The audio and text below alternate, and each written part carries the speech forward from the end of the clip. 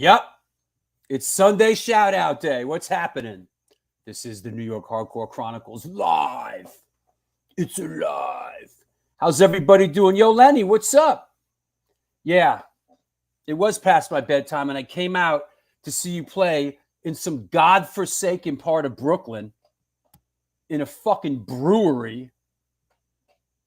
I hate bars. Breweries are even worse. But you guys were good. You didn't suck. I know you had a good time. They had Crazy Eddie beer. So, yeah. It's good. Dead Blowhammer was good, too. So, yeah. Oh, right. It was Queens. Listen, that was Queens. Come on, bro. Shit was Brooklyn, bro. It was like the part of Brooklyn and Queens that are like back to back. It's like no man's land out there. Yep. Hey, D, what's happening? Yeah. It was Brooklyn, RS. It was Brooklyn. No, excuse me. It was Queens. You're confusing me. Hey, John Bello, what's up, man? Hey, where in Florida are you, John? My film is screening down there in 2 weeks. My new film. Where are you? Come to the screening. What's happening in Leeds, UK, John? Good. Oh, it's raining in the UK? What a surprise. You know? Yo, Hegs, where you been, bro? What are you, hiding out? Hegs, you come to shows anymore? You just come on here and bullshit. Lake Worth, bro, you're right there, man. The film is screening in Delray. Here it goes. You better come. My new film is screening as part of the Boca Raton Film Festival. Basically 2 weeks from Thursday, March 10th. It is the world premiere, and I will be doing a Q&A with my dad, Arnie Stone. So this is a cool event. You're not far. Lake Worth isn't far, bro. I'll send you the link. You know? Yeah, for sure, John. I would love to see you, man. It would mean a lot if you came down, man. You know, got to get that support in Delray Beach, Florida for my new film. You know? Yep. Here you go. Hey, Warblade, my old friend from the Urban Street Bike Warrior days. What's up, brother? Good to see you. Gajewski, brother. Good. Everybody's coming through. Yeah. Hey, Josie. All right. How you doing? Yeah. Yeah, you saw it. You saw the film. All right. Let's get on with this debacle, huh? I'll save that for later. You know what? Let's do picture of the day first. Hold on. And then I will bring him on. All right? You ready for this? Are you ready? Hold on, let me clear the deck. Yeah, it's live. What are you talking about? Hold on a second. I don't know what this guy's smoking. Hold on. Here's photo of the day. There you go. Now, let's bring this guy on. What are you smoking, bro? Hey there. Mine still says scheduled in the top corner. It doesn't say live. Well, listen, where are you? I'm in Rome, Italy right now. Is that you in Rome? That's me. Yesterday at the Vatican, I been roaming around Rome, and been walking about 11, 12 miles a day. In fact, today we went to Sunday Mass with the Pope, which I got to tell you was a really, really heavy experience. Wait. Let me get this straight. You went to the Mass, and it was heavy, even though the Pope does the Mass in Italian? Yes. Do you understand Italian? A little bit. And how do you know it was heavy, bro? It was, I can't explain it. I think it was just the experience of being there. Just the vibe. It was just the Pope, the heavy and Pope vibe. People, all in the Vatican Square, like from different countries, waving flags and like singing. It was like a festival vibe. It was really amazing, and it was like it was a festival vibe. No, like it really. I mean, there were people from all different countries, and it was just incredible. And that was just the first part of the day. And I mean, we have covered You know so what? much ground.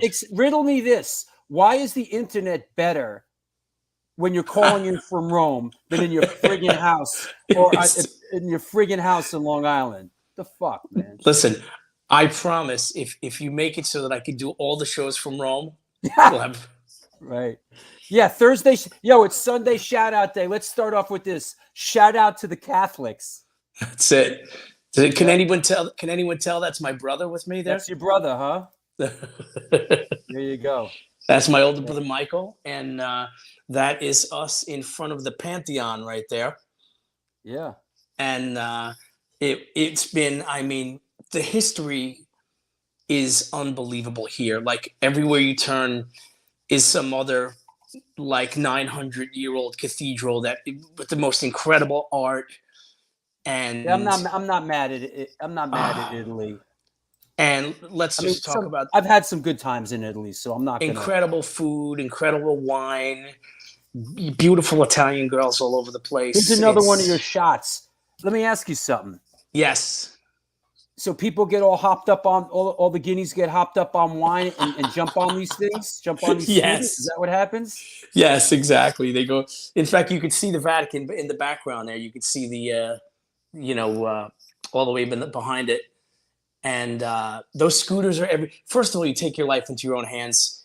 Between the scooters and the mopeds and the little tiny Italian cars, there are no traffic lights. Everything here is like it's like Thunderdome. I mean, it's crazy. Yeah, I know, man. There's certain places are like that. Like Paris is crazy. Like traffic, like driving in Paris and in Cairo. That's just like in Africa. It's just every man and woman for themselves, you know?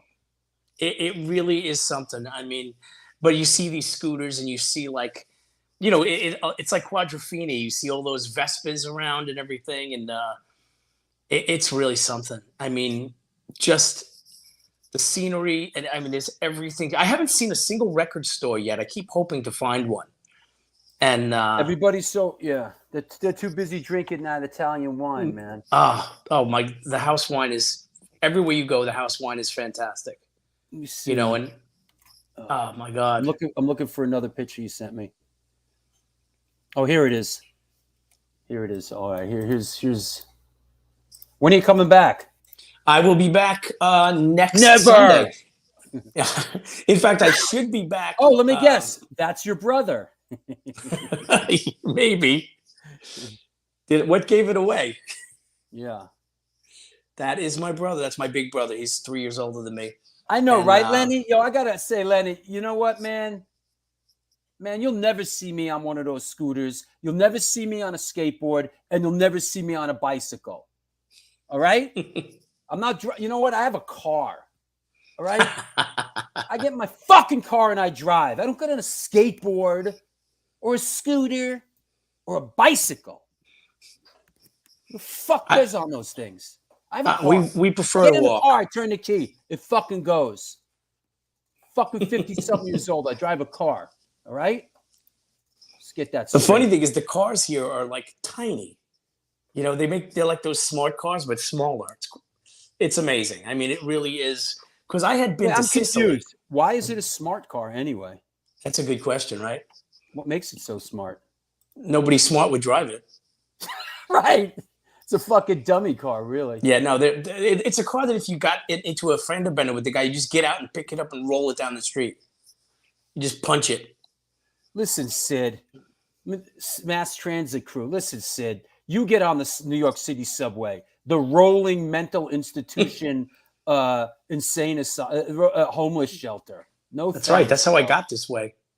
You're right. I'm actually excited because I'm going to be going on the Italian subway. Yeah, right. This week. My car is stupid. My car's not stupid, actually. My car's fly. Hey, let's talk about the next couple of shows. Yes, let's do it. There is no show on Wednesday. There will be a Patreon show, theoretically. But a week from today is the Gallery East 40th anniversary show. It's going to be, I got a lot of material for that. We're going to bring in a couple guests. Then the Wednesday after that, we got Creature from Rebelmatic on. Then Sunday, March 6th, we got Jake from the Casualties. And then Sunday, March 13th, it is the New York Horror Chronicles Live. We have Dave Niebuhr from Dog Eat Dog, who is a big, big horror movie soundtrack enthusiast. That's a pretty cool niche right there because there's some great horror soundtracks.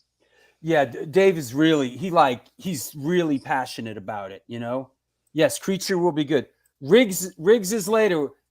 That's on the next 4 shows after this, you know? So there you go. Yes, Sid, you drive an e-bike anyway, man, so stop fronting. Right?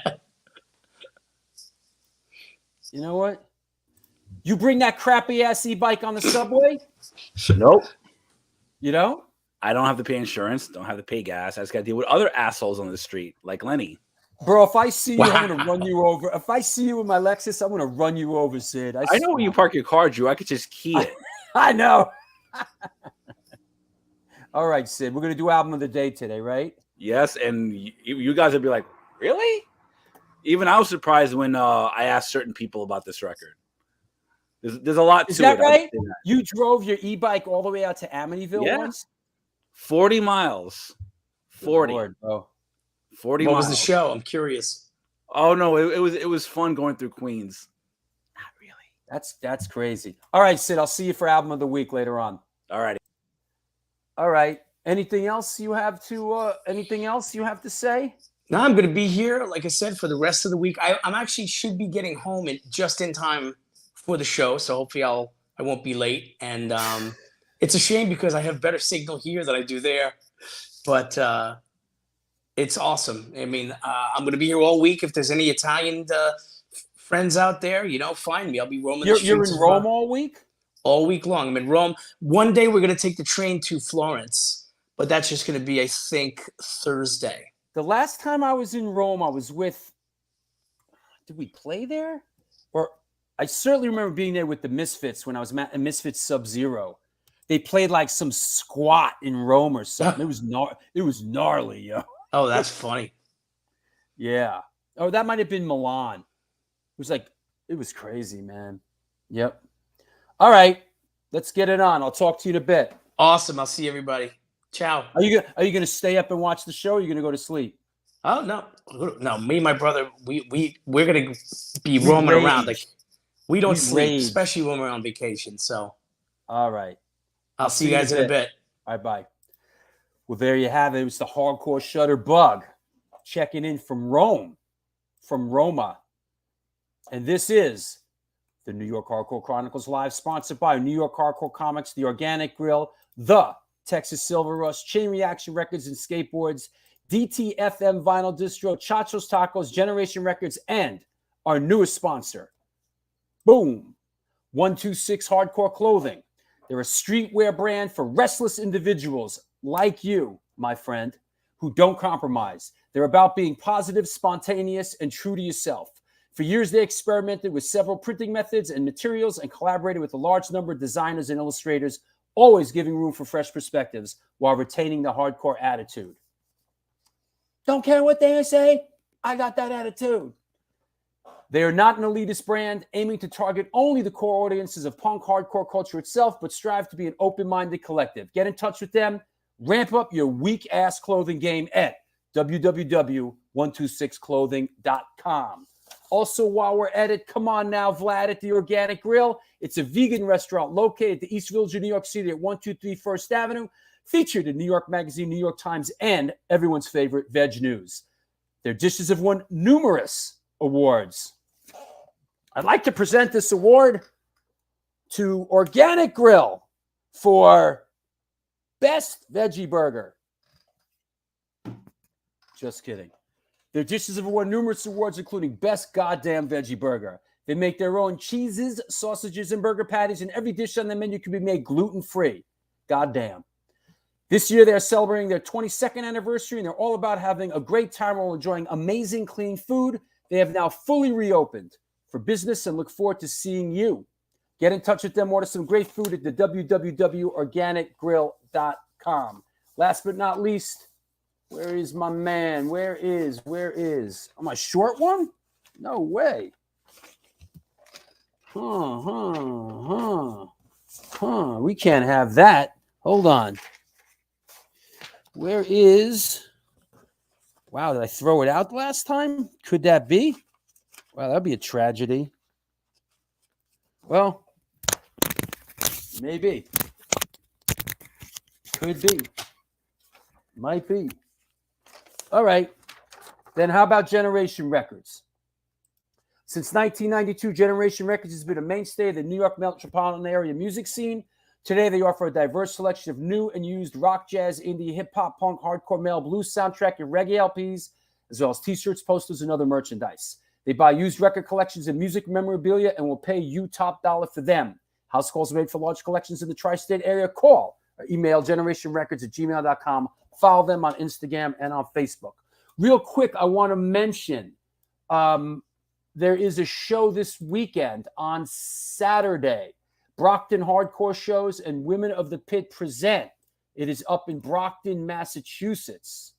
Got to shout out Women in the Pit. Where is my little Women in the Pit thing? There you go. It is a band that I cannot read.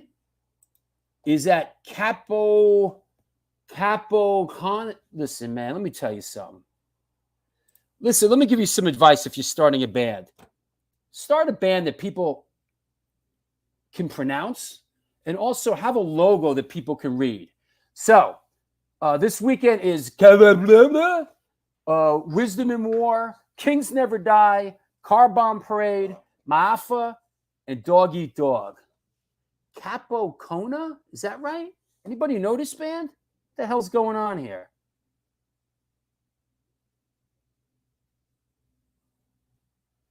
Yeah, right? That's a good point. They don't even have the date right on this flyer. What is wrong with these people? Good Lord. No, it's this weekend. What the fuck? I believe it's this weekend. Hey, Gina, is the show Saturday? Or is it March 26th? What's going on? I thought it was Saturday. I was going to go. The fuck? I know, right? All right. We'll see what happens. It's March. It's not Saturday? I thought I was... Geez, I have it in my calendar. I was going to go. Good Lord. All right. Ignore all that. We'll come back to it in a couple of weeks. Well, I guess I'm not going up to Brockton on Saturday after all. Wow. God. All right. Let's get past this. Let's bring our guest on. How's that? Man. Yes, I was going to come. I thought it was Saturday. We just made plans. All right. We'll recover. Yo, thanks for the heads up, John. Yep. All right. Everybody okay? I know, right? It's all falling apart. Here we go. Reset. Let's bring our guest on. All right? Let's jump into this. We can do this. All right? Today's guest is an American guitarist hailing from the Garden State of New Jersey. He's known for his work with Set It Free, Strength in Numbers, Wisdom in Chains, and of course, the mighty Madball. Please welcome, coming at us from Bricktown in Dirty Jersey, Mr. Mike Gurnari. Hey, what's up? Help save us, Mike. Hey, I'm trying. Chaos is taking over. That's How how my day started. I'm good. How about you? Good. How's things in Dirty Jersey? Hey, it's sun shining, but it's freezing. Standard for this time of the year, rather. Yeah. What? So let's jump into it. What's been going on since the zombie apocalypse, since the pandemic? How have things changed? And bring us up to date. I mean, as far as the band goes, we had about a year and a half off, and then we kicked it off with that Northeast run. We did Rhode Island was the first day, and then we hit the infamous Tompkins Square Park show, and we've been going strong ever since, as much as we possibly can. There's bumps in the road here and there, but you know, we've been powering through it and just playing as much as possible in the States. Didn't you join Madball pretty much right before the pandemic? So the first time I toured with them was September of 2018. So I got like the rest of that year and then all of 2019. And then we did like 1 or 2 things in the beginning of 2020. And then literally the day that we were supposed to fly out for the Rebellion tour was when everything just went to shit. Ugh. Yep. So basically you got like a good taste of like, you know, what it could be, right? Yeah, we were back and forth in Europe a bunch that summer of 2019. Like I think I've been over there with them maybe like 5 times. But yeah, we were supposed to leave that day, and then I got the call from Freddie, and he's like, "Yeah, we're calling it." And then I went on Instagram, and every band in the world called it, and I was like, "Oh shit! All right, this is serious." And then things just descended into madness. Yep, for real. Wow. Yep. How did you come up? Where'd you grow up? Did you grow up in a household? Did you grow up in a musical household? How did music come into your life? Yeah, so I mean, basically, my father, he grew up in Newark in Belleville, and he literally grew up with Frankie Valli. Like, you know, they were friends. Yeah, my father's 89 years old. So wow. Yeah, so he was super into that. He liked to sing for fun when he was a teenager and whatnot. And yeah, so he raised me on like all those singing groups, like stuff like that, like Frankie Valli, Johnny Tillotson, all sorts of stuff like that. I love some of the real Jersey stuff. Yeah, for sure. You know, he loves like Bobby Darin, all stuff like that. Frank Sinatra, of course. That's awesome. So yeah, so he had me into that very early. And then my mother, you know, she likes music. She listens to like a lot of like country and, you know, pop radio stuff or whatever. But yeah, there was always music playing one way or another in the house. That's awesome. That's awesome. What let me see. Let's talk about this here. This looks like boom. Yeah. That is Christmas Day, 1992. My first guitar. What kind of guitar is that? I believe it was called a Cruise. It was a Cruise. Yeah, like what's the other one we rank on the show? Everyone's first guitar is like, what's that? The Hondo. Name? The Hondo, right? It's a Hondo. Yep. Yeah. Basically the same thing. It was a 3/4 size. You know, I was only 10 years old. And okay. Yeah. And you know, it all started because I saw my oldest brother, Ron, he played bass. And as soon as I saw him play, and he was playing songs that I could recognize, like songs that were kind of, you know, on the radio and MTV and stuff at the time. And I was hooked immediately. So I said, that following Christmas, I need a guitar. And that's how it all started. And Court. Yeah, that's another one. A Court. Court, yeah. Guitar. Yep. Yeah. Court sucked. Oh, Gina says, your dad probably knows my mom. She used to hang there also. Yeah. Very good possibility. He's good like that too. Like, you know, if she was around in that era, there's a good chance. If your dad is 89. Yeah. And my dad's 88. And I know I got a couple years on you. Your dad must have been what? 50. 50 when he had you? Yes. That's awesome, man. Yep. I'm the youngest of all his children. Awesome. Yep. And that's cool that he's 89. He's still at it. That's awesome. Yeah. Yeah. He just stopped working like right before the pandemic hit. Like, and only because he got hurt. Wow. He hurt himself and couldn't work. Like the dude, you know, has been working since he's like 9, 10 years old. You know, he started working with his father and worked all the way up until like 87 or something like that. Wow. That's great. Yep.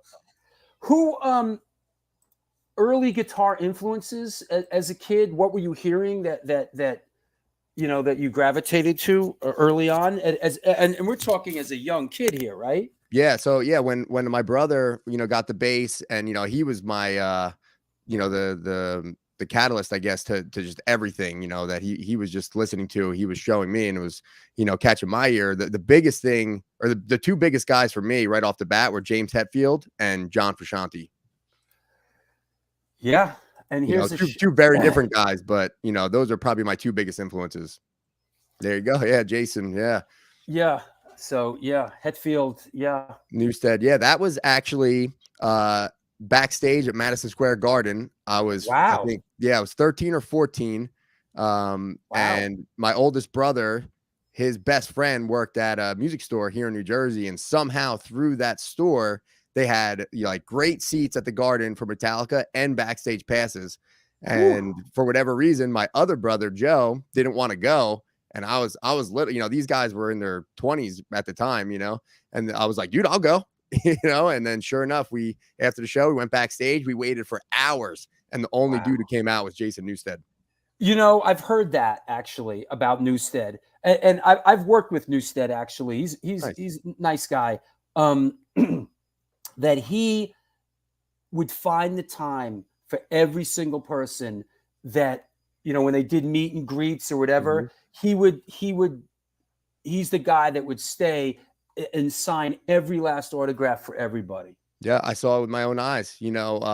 What happened that day was, like I said, we waited for a while, and then one of their crew guys comes out and was like, hey, I'm really sorry. The guys are really tired tonight. Sorry, but nobody's coming out. And then the guy that I was with, my brother's friend, was like, bullshit. Like, I think like literally yelled like bullshit. And like, they were just trying to clear the room. And of course, as soon as a bunch of people heard that, they leave. And he's like, we're not going anywhere. If they're not kicking us out, we're not leaving. And I was like, all right, I'm with you, whatever. I'm just a little kid, And then, maybe like 20 minutes later, the only one who came out was him. Interesting. Darren says Metallica are lost without Jason. Well, it's definitely a different band without Jason Newsted. I will say that, For sure. Just like, from Cliff to Jason and Jason to Robert. Yeah. Very different. Favorite Metallica? Well, I don't want to say favorite Metallica album, but anything stands the test of time for you? I mean, the obvious choice being Master of Puppets is just like fucking goddamn. That is just Michael Alago's masterpiece, Master of Puppets. Yeah, it's just insane, And I've been listening to Injustice for All a lot lately too. I like that record. Yeah, I love that record. Minus the whole no bass or whatever. But as a kid, I didn't even fucking notice. I had no idea. You know what record? What record I really liked was Garage Days. That's a great one. Yeah. I remember when Injustice for All came out, we thought that's what we were going to get, like that sound. Mm-hmm. So we were a little taken aback by Injustice for All, but yeah, I like Garage Days a lot. Yeah. Some great covers on there. Budgie or, a lot of good stuff. Yeah. Yeah. Great stuff. Misfits. Yep. Well, RS7 asks, what was the first live show you went to? Ready for this? Yeah. First show was at Roseland Ballroom. It was that band Everclear. Wow. Yeah. Wow. Yes. So that was popular at the time. That's interesting. Yeah. So I like everything. The only shit I can't get into is like EDM stuff. Other than that, I like everything. Little bit of everything. And so that was a really popular thing at the time. I was in 8th grade.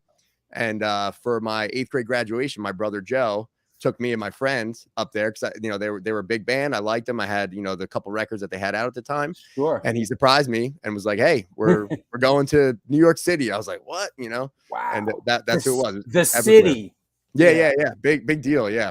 That's awesome. Everclear, Hagfish, and Menthol was the show. Yeah. That's pretty cool. Yep. What? First band, what was your first band? How did that form?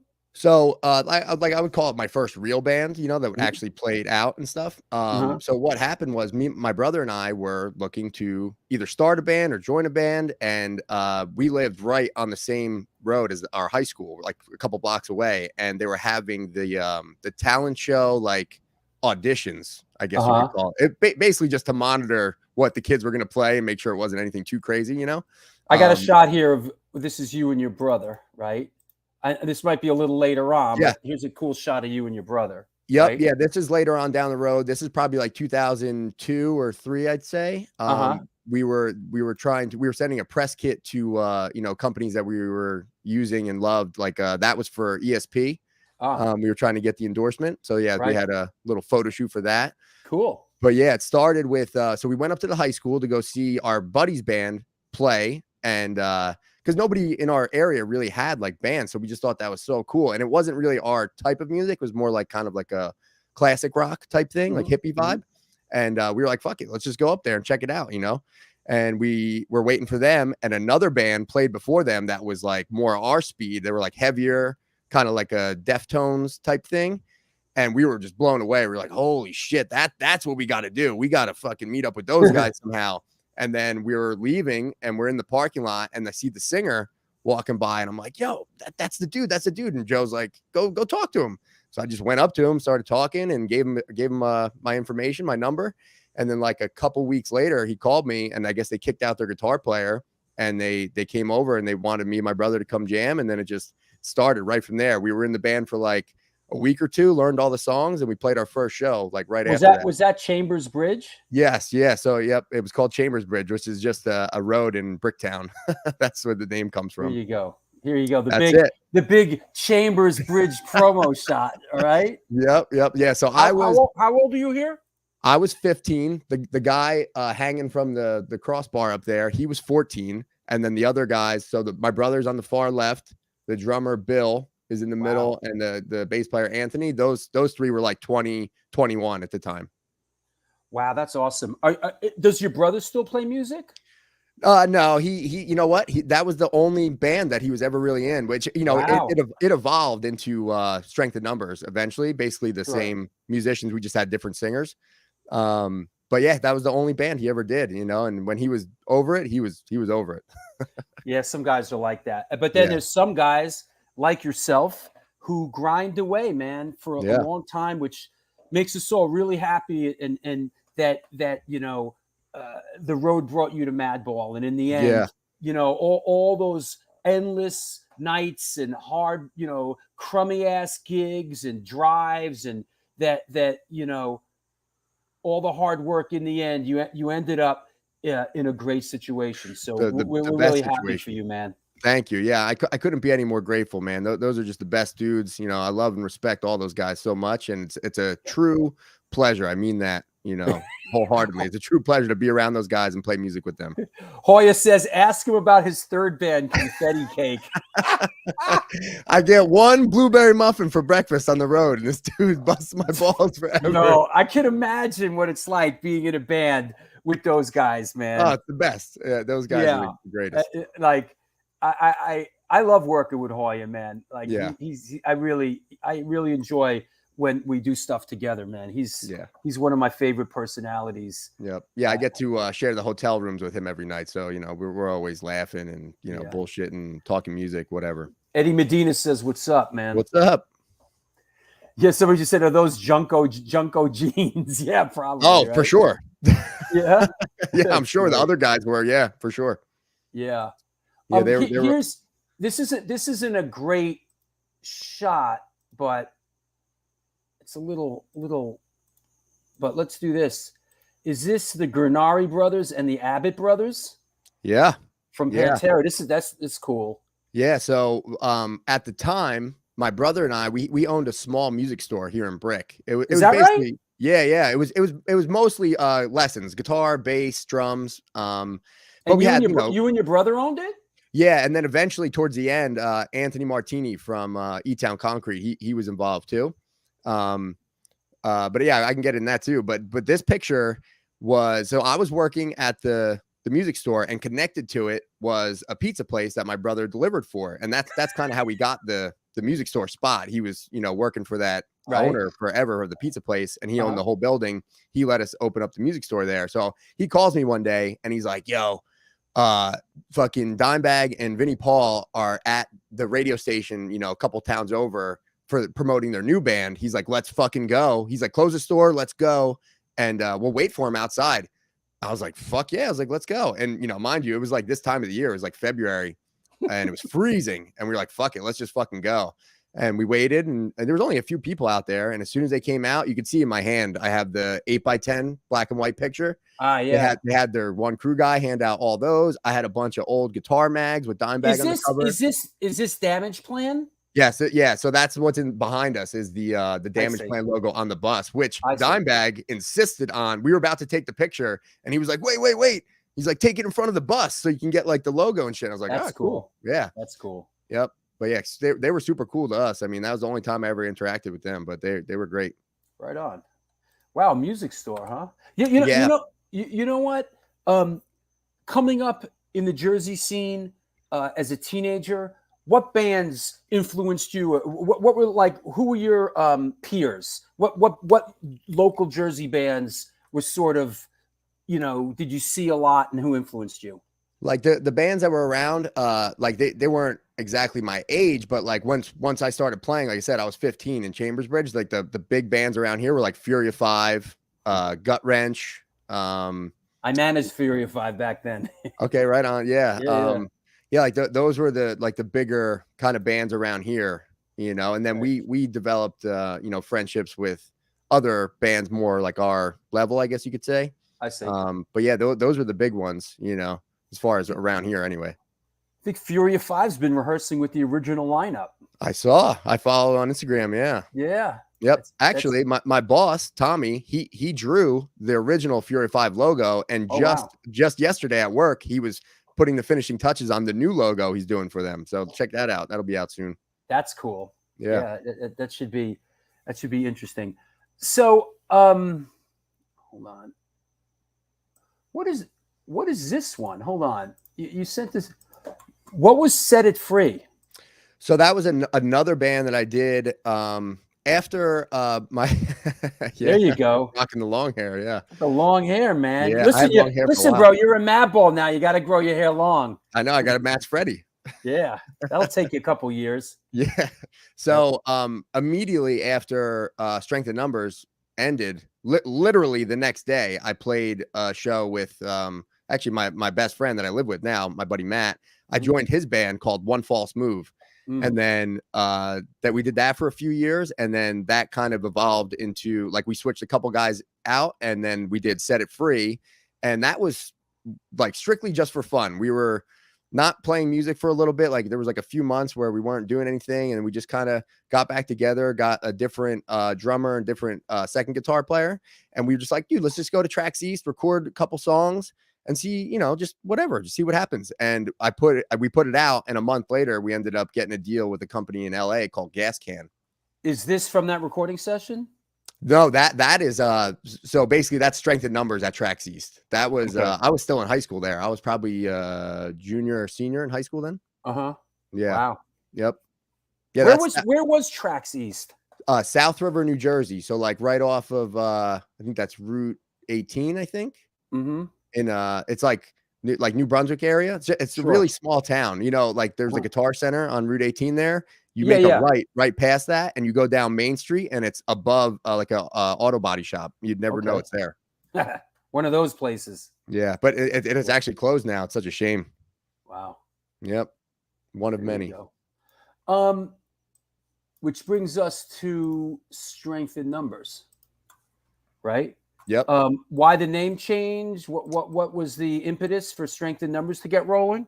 So it actually went from Chambersbridge, and then we kicked out that singer, and then we got two singers, and it was called Head Rush for years. And then we had that same lineup, and then we got a notice from whatever band saying that we had to change our name, blah blah blah. Yeah, wait, you got a notice saying we are Head Rush? Yeah, like no, we're Head Rush. Fuck you guys, bro. Yeah, which was probably bullshit because I never heard of that band. So, it's probably just a bullshit letterhead. What does that mean even back then? Like we're Head Rush and we like copywrote, we like what? Yeah, it was like a cease and desist letter to our manager. And like I said, it's probably bullshit because I never heard of any other band. How they even find you? Yeah, I mean, we had a website, it was headrushnj.com. It's the only thing I could think of, But so we had that same lineup, and then we just changed the name to Strength in Numbers, and then we kind of changed up the style a little bit too. It went like a little more metal. Stefan Moravsky says it started at South River, but the studio started in the basement in Monroe, New Jersey. Yeah, I believe at Eric Rachel's house was the original Tracks East. Yeah. Yep. I'm pretty sure. Yeah, Joe Halleck says Strength in Numbers in E-Town Show Memories, maybe 2002, 2003. Yeah. So, we played with them constantly over the years when we were Head Rush and then even into Strength in Numbers. And just for whatever reason, never really talked to those guys. And then we played with them at Starland Ballroom in Sayreville. And the next day, my brother gets a voicemail from Ant, the singer, not knowing what it was about. And he's like, thinking it was something bad, you know, like, oh, this dude's pissed at us for something or whatever, you know, because what could it be, you know? And sure enough, my brother calls him back, and what it was he caught our set. Ant was starting a record label, and he wanted to sign us. Wow. Yeah. So that. And here this is you guys playing high school, right? Yeah. So so when we were in Head Rush, we did these benefits at my high school for like one of the teachers that my brother and I were really close with, Miss Tarnowski. She's awesome. She organized this whole thing. She called it 2-Band Tuesday, and it went over like crazy. So we did it like 3 or 4 years in a row or something like that. And yeah, this is one of those the pictures from one of those shows. That's cool. Yeah. Yeah, that was a big contributing factor into getting the buzz going for our band, for sure. And here's another one. You guys really worked that Jersey circuit. Right? Here's you at the Stone Pony, which is ground zero for Jersey Shore rock and roll. You know? Yep. There's my first LTD guitar I ever had. Yep. Wow. Yep. Yeah, I was young. I was probably like 20, maybe 19 there. Wow. Yep. Do you still have it? No, but I know who does, and I kick myself every day for selling it. You know, it's just like you know, the old tale of you fall on hard times, you need money. What do? You hawk some guitars, you know? Yeah, I know, man. I had a great bass that was given to me as a gift as a teenager, a Fender Mustang bass. Nice. Really cool bass, and in a desperate moment I went and sold it for peanuts, and it's one of my big regrets, man, you know? Yeah, I had a Mustang guitar growing up at one point. You know, I'm a big Strat guy. I grew up playing Strats. Like after I had that 3/4 size guitar that we showed before. Yeah. I played Strats for I don't even know how long after that, years and years and years. I still have an American Strat, but I keep it tucked away. It's like my only guitar that I baby. I don't really pull it out too much. Wait, here's I found, hold on. Here it is. Beautiful shot. This is me in 1981 in Boston. Teenage skinhead, full effect. But here is the forever gone Fender Mustang bass. Yeah. All marked up with cool. like, you know, this is in 1981, you know? All right. Yeah, that thing's cool, man. Got the Black Flag logo. Yeah. I mean, that was God. What a and the net. It was like, you know, I think Mustangs and what's the other one have shorter necks. The Jaguar. Do they make a Jaguar bass?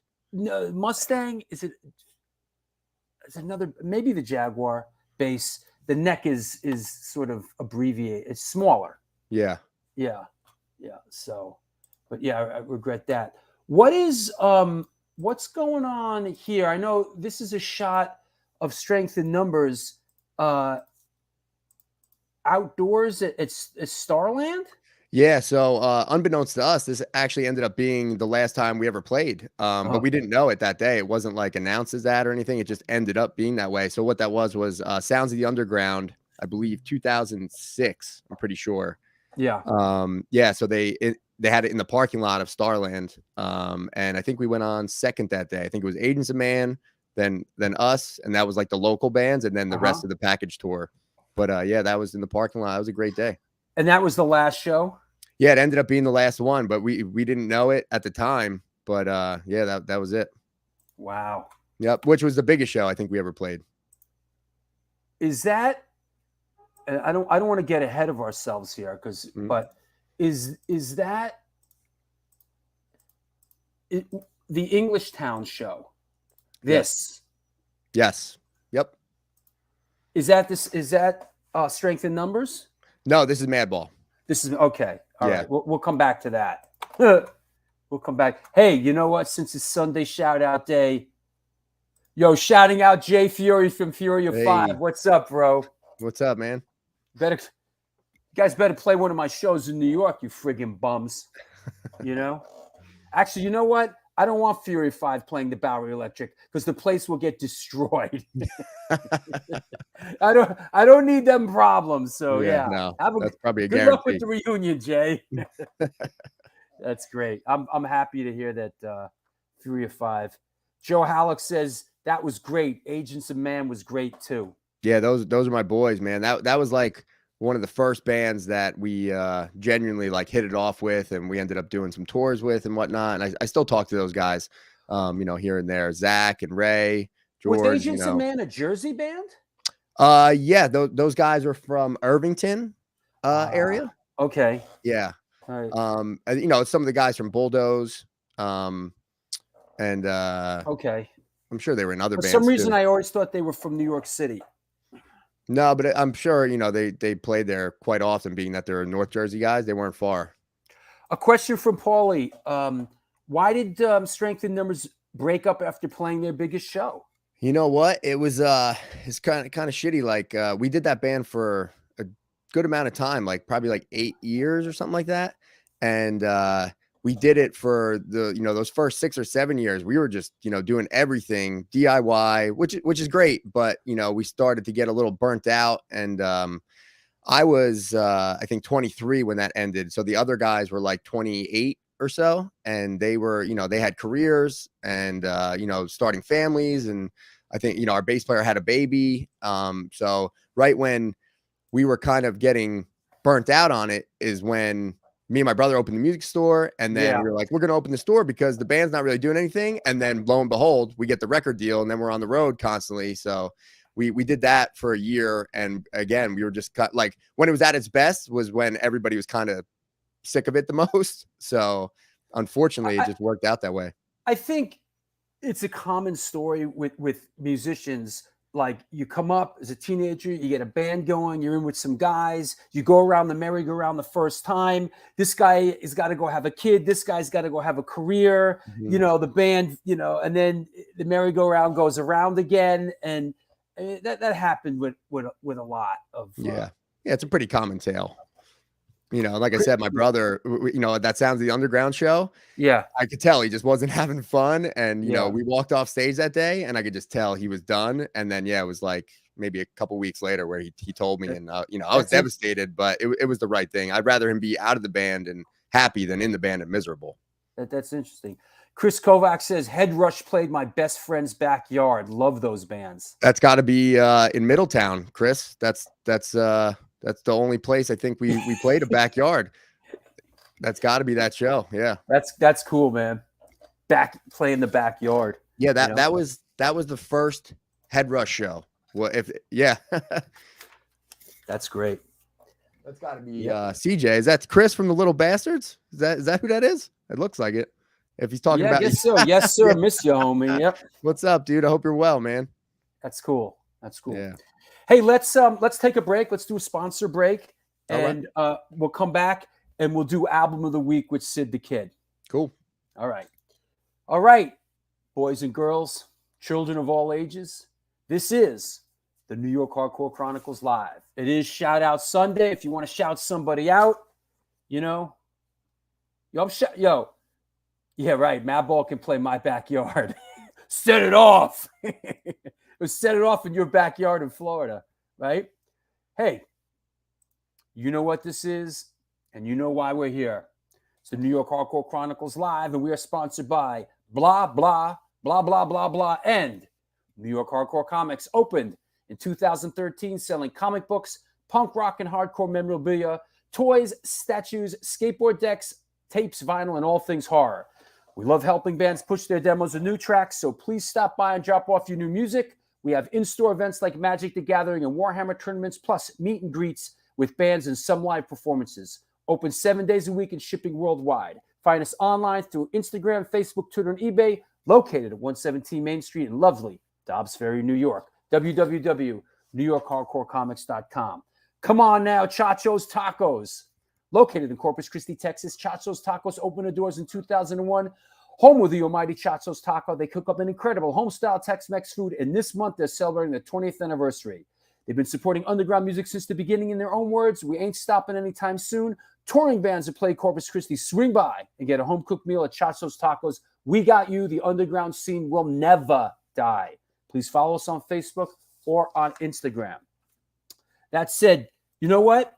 DTFM Vinyl Distro, I am ad-libbing this because I do not see the copy. DTFM Vinyl Distro is a dope record distributor place in Fargo, North Dakota.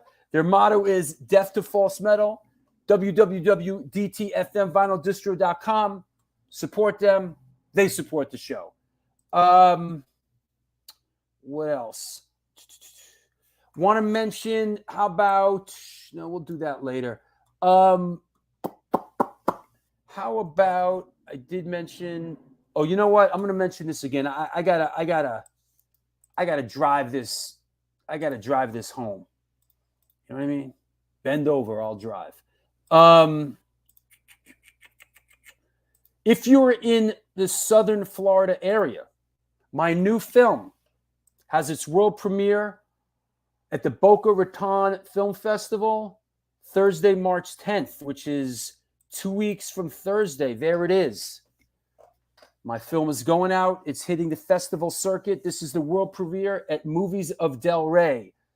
Check it out.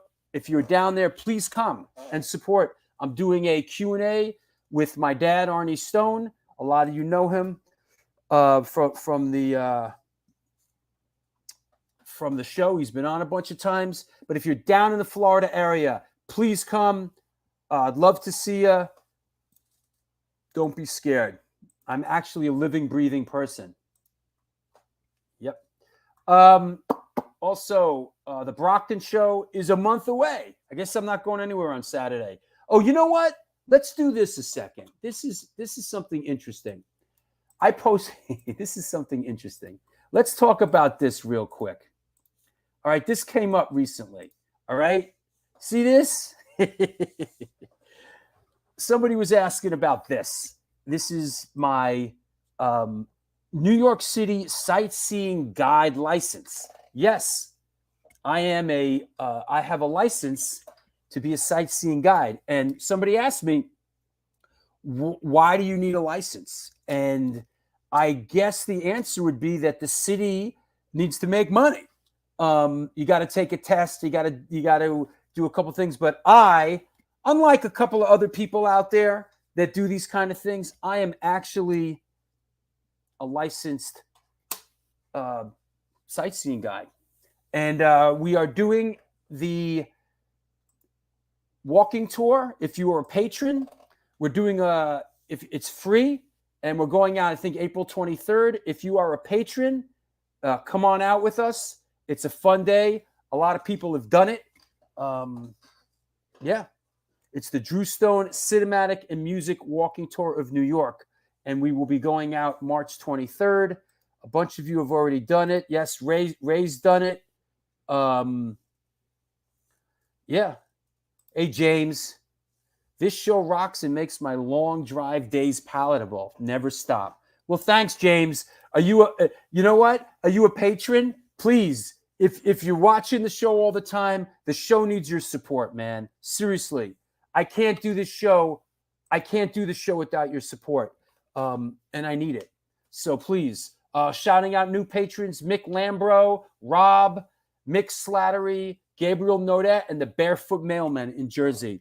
Please support this show. Yeah, James, come on. James, if you join Patreon for as little as $2, you could do the walking tour. You get the book for free. You get a lot, man. Any special guests? What, at the screening? Is that what you're talking about? Or on my tour? Be specific. Yes, that's my license to thrill. Yeah, man. That said, what else?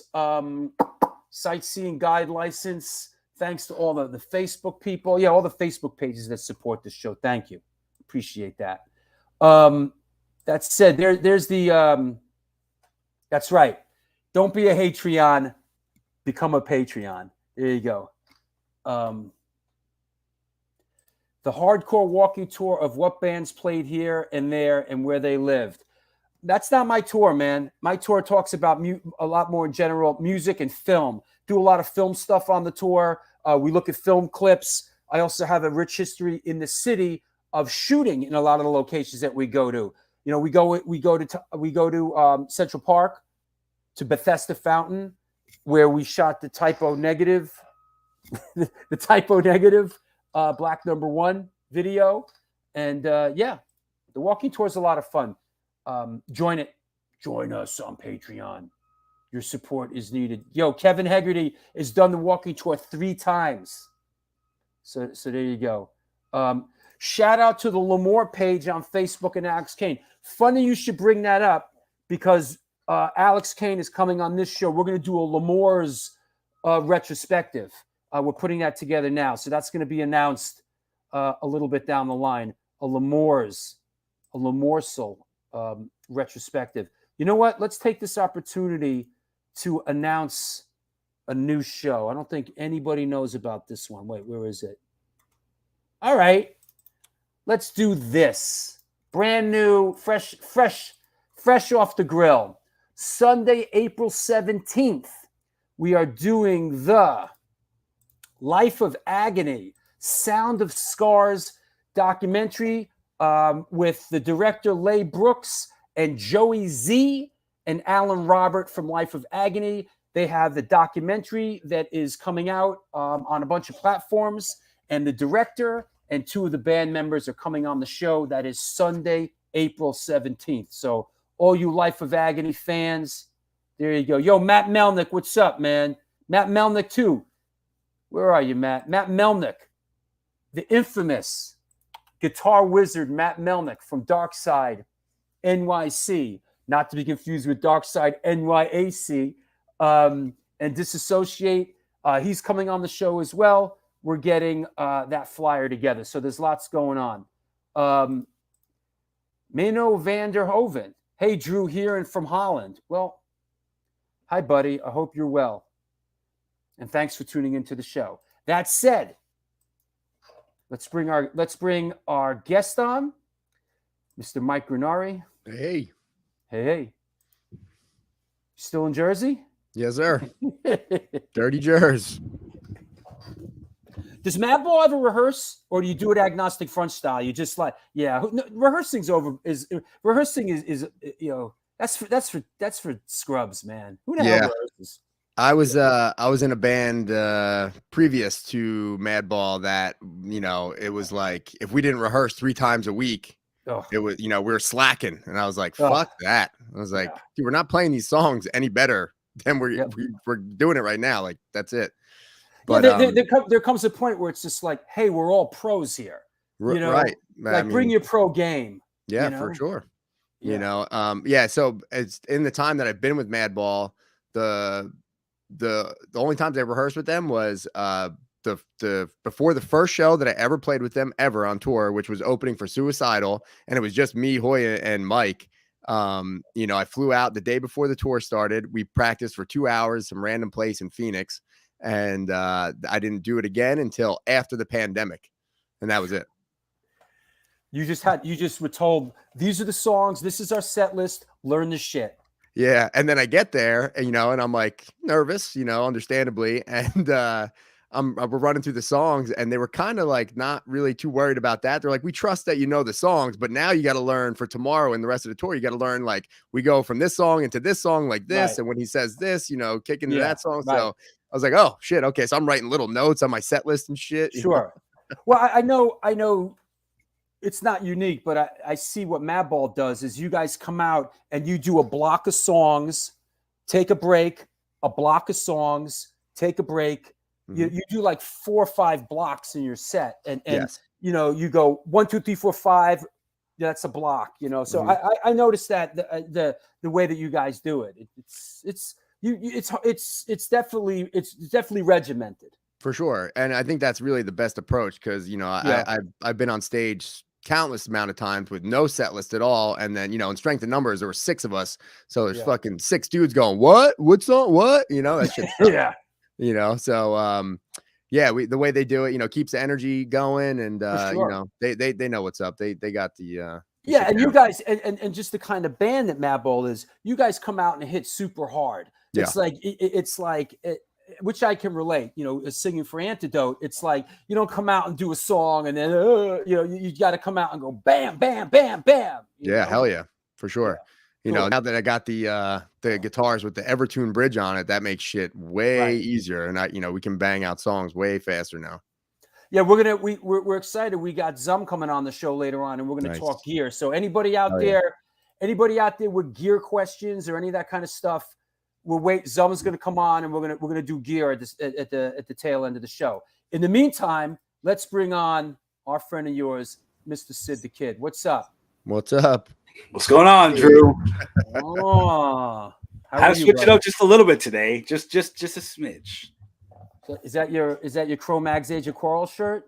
Oh yeah. I think I'm gonna rock that for the next 9 months now, just to piss everybody off.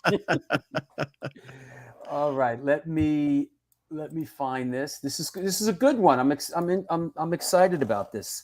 Had a little help with somebody for that one. I'm glad that person did tell me, because I was like, the person was like, "Is it gonna be a hardcore record?" I'm like, "Nah, we'll roll with it."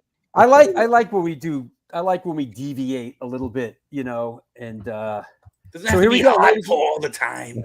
ladies and gentlemen, boys and girls of all ages. Here we go. Album of the week.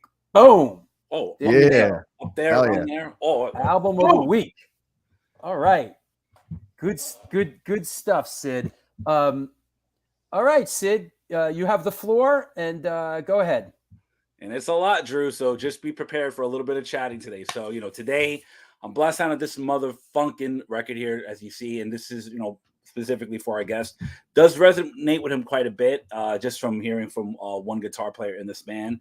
And this is Red Hot Chili Peppers' fifth album, entitled Blood Sugar Sex Magik, which was recorded at the Mansion in Los Angeles from April to June of 1991, and was released later on September 24th of 91, which kind of funny, in the same date Nirvana's Nevermind was released that same day. So it was kind of, which one was going to hit hard first. And I believe this was produced by Rick Rubin. And if you don't know who Rick Rubin is, then why the fuck are you watching this show? You should know who he is. If I'm not mistaken, the photography was done by Gus Van Sant, but the album cover itself was done by a tattoo artist, I believe, called Hank Schiffmacher, if I'm not mistaken, out in Sweden. This peaked at number 3 when it was released. They had 5 hit singles. And I don't have to even tell you them, because, like I said, if you should know this band, you should know what songs were on this record. It's a slamming record from beginning to end. And even at one point, when this record hit, I believe, number 3 in the Billboard charts, within not even a year, or actually during the 92 tour, John Frusciante, the guitar player, he felt uncomfortable just being in the band. He quit, and he came back, I believe, in 98. Especially if you could compare this record to Mother's Milk, it is night and day. Is that right? Hanky Panky did this cover? Yep. I met Hanky Panky when I was with Biohazard. I believe he did either Anthony Kiedis and Flea's back piece, or one of them. I'm almost positive. Yeah, because on one of the photos that Gus took is all the tattoos of what the band had at the time. I did not know that. Yeah. And I mean, the house itself does have a history. Harry Houdini at one point lived in that house. So when Rick Rubin picked the location, it was something different.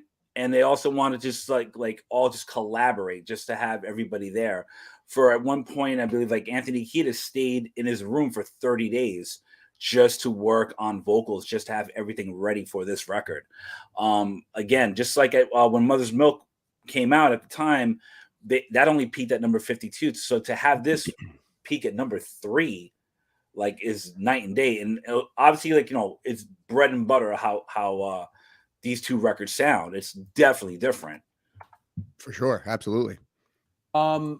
Here is the back cover of that record. I mean, the record itself, from reading some of the history of this record itself, it was something that some bands can take into account, especially if they're a bigger band. It's good to be in one place, everybody, just to collaborate, because you might have a new idea for a riff, or, hey, I have an idea for this. It doesn't work with a lot of bands, with some they do. And in this instance, listening to this record, I mean, I listened to this record twice. Mother's Milk was the record before this, right? Yes. Yeah. That was okay. Great, another great record, but this one, that was with Give It Away and all that. No, that's this is Give It Away, Blood Sugar Sex Magik. What was on Mother's Milk? Knock Me Down. Right. Fucking, and then of course they covered Higher Ground. Yep. Oh, that's it. That was the big breakthrough song, Higher Ground. Well, they wanted Rick Rubin to do Mother's Milk prior, but because of Kiedis and Frusciante's drug use, he didn't really feel comfortable at the time. So Michael Bernhorn produced that record. So I guess over time he kind of gave it a second shot. You know what? Let me see what I could do with them. And then having them in that house, basically just have them all in one place just to work all together. So there's no, okay, guys, I'm going to record and I'm going to go do whatever. Like they were so like involved in staying in that house to do all the recording. I think actually Chad Smith at one point he claimed that the house was haunted. That's what he claimed. Yep. So he would just come to record and then dip.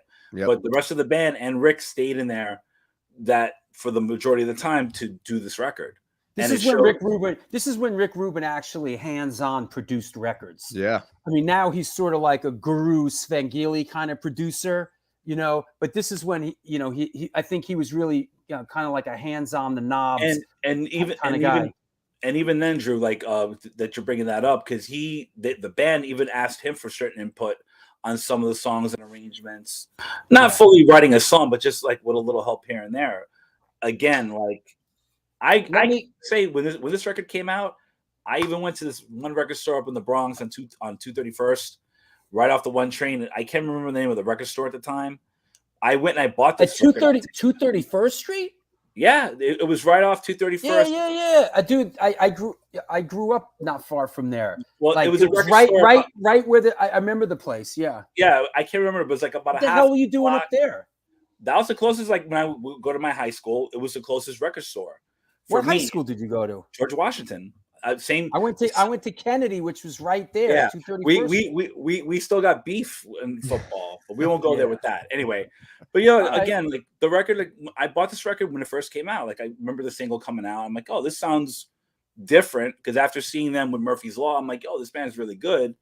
What's going to be the next record? And I kind of went blind after the Give It Away single came out, and I bought the tape. I listened to it front to back when I would go to school. I'm like, this is definitely different. I mean, yeah, it's Chili Peppers, but it's another level where you would never expect them. Now, of course, this record itself, you know, I really don't have to say how much bigger they gotten because almost every record they put out is 5 million, 6 million. It just keeps going up in the record sales. Yeah. All right, they have this formula. They know what they're doing now. Let's bounce the ball to Mike a second. Mike, your thoughts. Ray Hogan says John Frusciante's true rival. Agree, disagree? Can you expound on that? I would say absolutely. I mean, you know, I think when he came into the band in the Mother's Milk era, he was young. He was like a 19 or 20. He was a young guy. I think he was a student at the Musicians Institute in Hollywood, California, and then got the job or whatever. So he did a great job. I mean, Mother's Milk is a phenomenal record, but like Sid was saying, you know, they really honed it in on Blood Sugar Sex Magik, you know, by living in that house, having Rick there, like really hands-on, like you were saying, Drew. They really came into their own on this one, you know, and this was a super popular record right when I started playing guitar and getting into music. And like you said, when this came out too, also the same day as Nevermind, you know, those are huge records for me. This is this was sent to me by our good friend Astoria Lou, who said he sent me this stub. Nice. I guess this is they played at Roseland and I guess who opened Lou? Was it Smashing Pumpkins and Pearl Jam opened? Yeah, I mean, and that was a big show. I mean, that would sell out a stadium now. Yeah. I saw the Chili Peppers play before this at L'Amour's. We went to L'Amour's, and I guess it was 88 or 89. I saw the Chili Peppers at L'Amour's in a packed club at L'Amour's. But you know, this record, when we knew we were going to do this, I was poking around a little bit.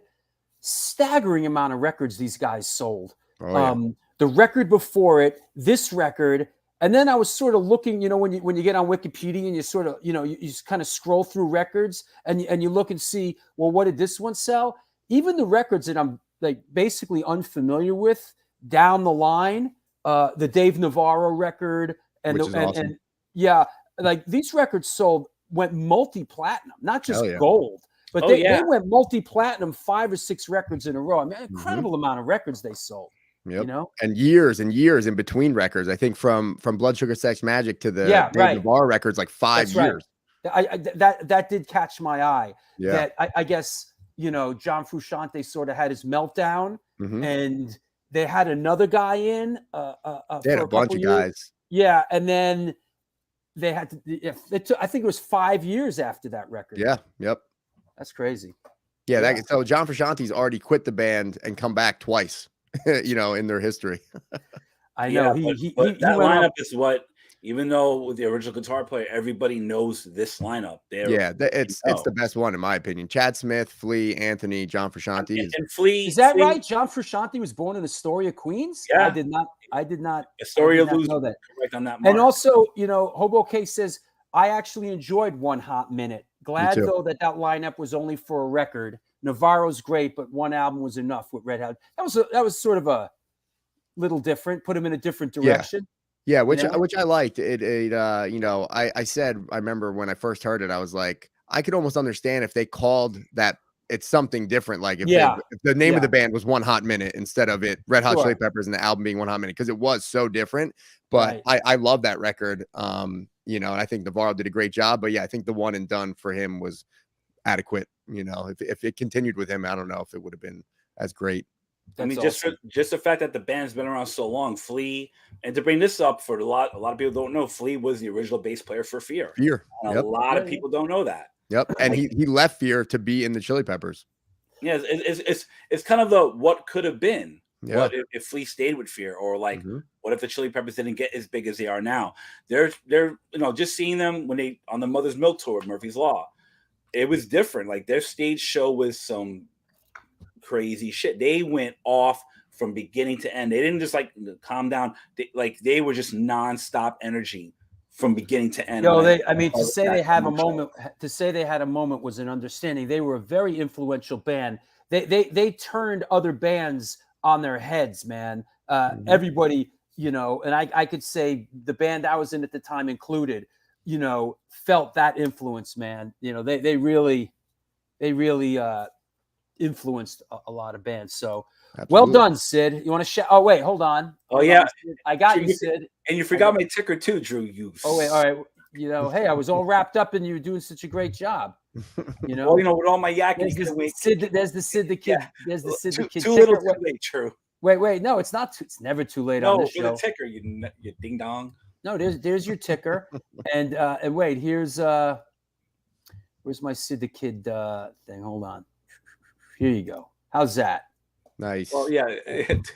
All right. It's never too late. It's too late. Where are you going anyway? Where am I going? All right, Sid. There you go, Sid. Go ahead. If you guys ain't doing anything this Wednesday night, 7:00, go over to mixlr.com/SDK sound system. I'm always playing new stuff. And finally, I got some juicy show announcements. Very juicy for the springtime. Been working really hard, you know, now that winter's hopefully over. Thank God, because this 16-degree weather, I'm not fucking feeling it. Just saying. All right. Fair enough, Sid. We'll see you later, buddy. All righty, guys. Later, man. All right. All right, Mike. We survived Sid the Kid, man. We did it. Let me team effort. Yeah. But that was a pleasant, when he told me, that was a pleasant something a little different, man, you know? Yeah, you know, like like I said, I like tons of stuff, but he asked me you know, a record that really impacted me. So like that one was the first thing that jumped to my mind for a couple reasons. You know, like I said, it was the first thing I saw my brother play on bass that I knew. He was playing like, you know, Suck My Kiss and Under the Bridge. And I knew those songs. And that's what got me psyched on playing music. And then when I started playing guitar, my brother would buy me the tablature books, like of the whole album, how to play it. And he would tell me like, you know, you got to learn all these songs front to back. So I would do that. I'd put on the record, and eventually I could play that album from the beginning to the end, like like the whole time. Yeah. So that's how I basically learned how to play guitar. He would buy me those books, and he would, you know, basically challenge me by saying, dude, you're not the man until you can play this whole song with the guitar solo and everything all the way through. And I would just learn those whole albums, you know, Metallica, Nirvana, Green Day, Red Hot Chili Peppers. and big ups to John Frusciante. I mean, he really, I don't say pioneered that style, but he's a talented guy. Very, very Yeah. artistic. You know, he's and a statement. recognized as being a very talented guy. You know, Absolutely. people, Yeah. you know, certainly has his demons. But Of course. let's talk a little bit about. We're going to bring Zum on. We're going to talk gear in a bit. Cool. But let's set the table here for, you know, how did you end up in this band? And you know, how did these guys find yet another great white boy guitar player? Like in the tradition of Madball, you know, great white boy guitar players, Matt Henderson, Mitts. you know, Mitch Daniels, like, you know, how did this connection happen? So it all came together because I had played in another band with Evan, the bass player of Wisdom and Chains. We were in another band together and we hit it off. We became really good friends through that. And then years after that, Evan hit me up kind of out of nowhere and was like, hey, man, we're going on tour in Europe and our guitar player, Chris, can't go. Would you be able to do it? And I was like, fuck, I'd love to. I just got to, you know, ask my boss because it was a while. It was like 17 days or something like that. So I was like, as long as my boss says it's cool, you know, I was like, I'm there. And my boss said it was good. And I learned all the songs as much as I could on my own. And then I was going back and forth to PA to practice with them. And then we left for that tour. And the first show of that tour was opening for Madball in Germany. And what was the name of this band you were playing in? The band that I was in with Evan was Bigwig. Oh, okay. Yeah. Got it. Yep. And then yep, and then the first show of that tour in Europe with me on guitar and Wisdom and Chains was opening for Madball in Germany. And I guess at the time they still didn't have yes, very big shoes to fill, extremely big shoes. They were still looking for a permanent guy. They had Dom from Born from Pain touring with them overseas. And, right. He filled in and kind of did like the European run at first, right? Yep, he was doing all the Europe stuff, and they were having other guys fill in here and there in the States. And I guess I caught their eye, Freddie and Hoya's eye, and it was maybe like 3 days into that tour. Jotham, the singer for Wisdom and Chains, he pulled me aside and he was like, "Hey, he's like, what do you think about maybe playing in Madball?" And I was just completely taken back. I was like, "What?" Didn't see that coming, huh? No, I thought that he was going to ask me to be in Wisdom and Chains. Which I was psyched on. And then, you know, he hits me with that and I was completely blindsided. Was he all serious? Like, look, like you knew something, you knew something was coming, huh? For sure. Which I 100%, if, you know, you asked me to bet all, you know, everything, my life savings, everything I own on it, I would have said, yeah, he's going to ask me to play in Wisdom and Chains. I guess whatever happened, Chris can't do it anymore. So they're going to ask me. And he hit me with the Madball thing. And I was just like, what? You know, yeah, it was crazy. So basically I guess I was on some kind of probationary period. Like they were like, keep an eye on him, you know, let us know how he is. Is he cool? Can he hang? Is he nice? You know, is he this or that? And I guess I got a good report because at the end of that tour, I was headed to the airport in London and I got a text from a random number and it was Freddie asking me if I'd be interested in doing the Suicidal run in the States, which was like, so once I got home, I only had like 2 weeks or something like that, 2.5 weeks to learn all the Madball stuff and then immediately go out and do that run. But yeah, that's how that all came together. And here's a shot from, this is Englishtown on that run. No, this was a one-off that we did in Jersey much later. Well, not much later, but later on. Yeah, we did it was called the Bash Festival, which was Rancid, Suicidal Tendencies, Pennywise, L7, and us. Oh yeah, right. We talked about that on the show. Yeah, it was like it had a name like the Bash. I'm pretty sure. Bash. Okay, yeah. Yep. The Bash. Yep. Cool. Which was great. You know, that was a great day for me, being that, you know, I said, you know, my parents are a little older and they don't really get to see me play. I think collectively over the years, they've only maybe come out to like 1 or 2 shows ever. And yeah, they got to come hang out backstage, meet all the Madball guys and everybody else. And yeah, they got to sit right at the front of house. So that was a big day for me. That's awesome, man. Yeah. Yeah, those are really nice days when those happen, you know. Yeah, you know, I'm glad that they got to see what I, you know, where I eventually landed, you know. That's great, man. That's awesome. And let's take a quick second to talk about, you guys are heading out pretty soon, right? Yeah, we go You March sent me 16th. you sent me some dates, right? Yep. March 16th. Yeah, that's a great one. I think that's Full Force overseas. That's a banger, man. Yeah, I didn't get to do that one yet, but Sorry. yeah, no, that's all right. That's all right. Well, Madball does cool shit. Yeah. There's a bunch of, I got to do a bunch out there with them. The handful of times I went overseas. Did like Silac Fest and the one in Netherlands. I think it was called Jera, Jera on Air. And I don't know that one. Yeah. Yeah, that was a good one. That was actually the first show I ever played with them overseas. Was that festival? Which was great.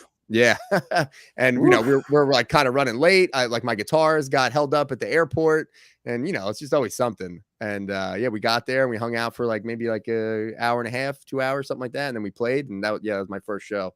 So what's coming up for Madball?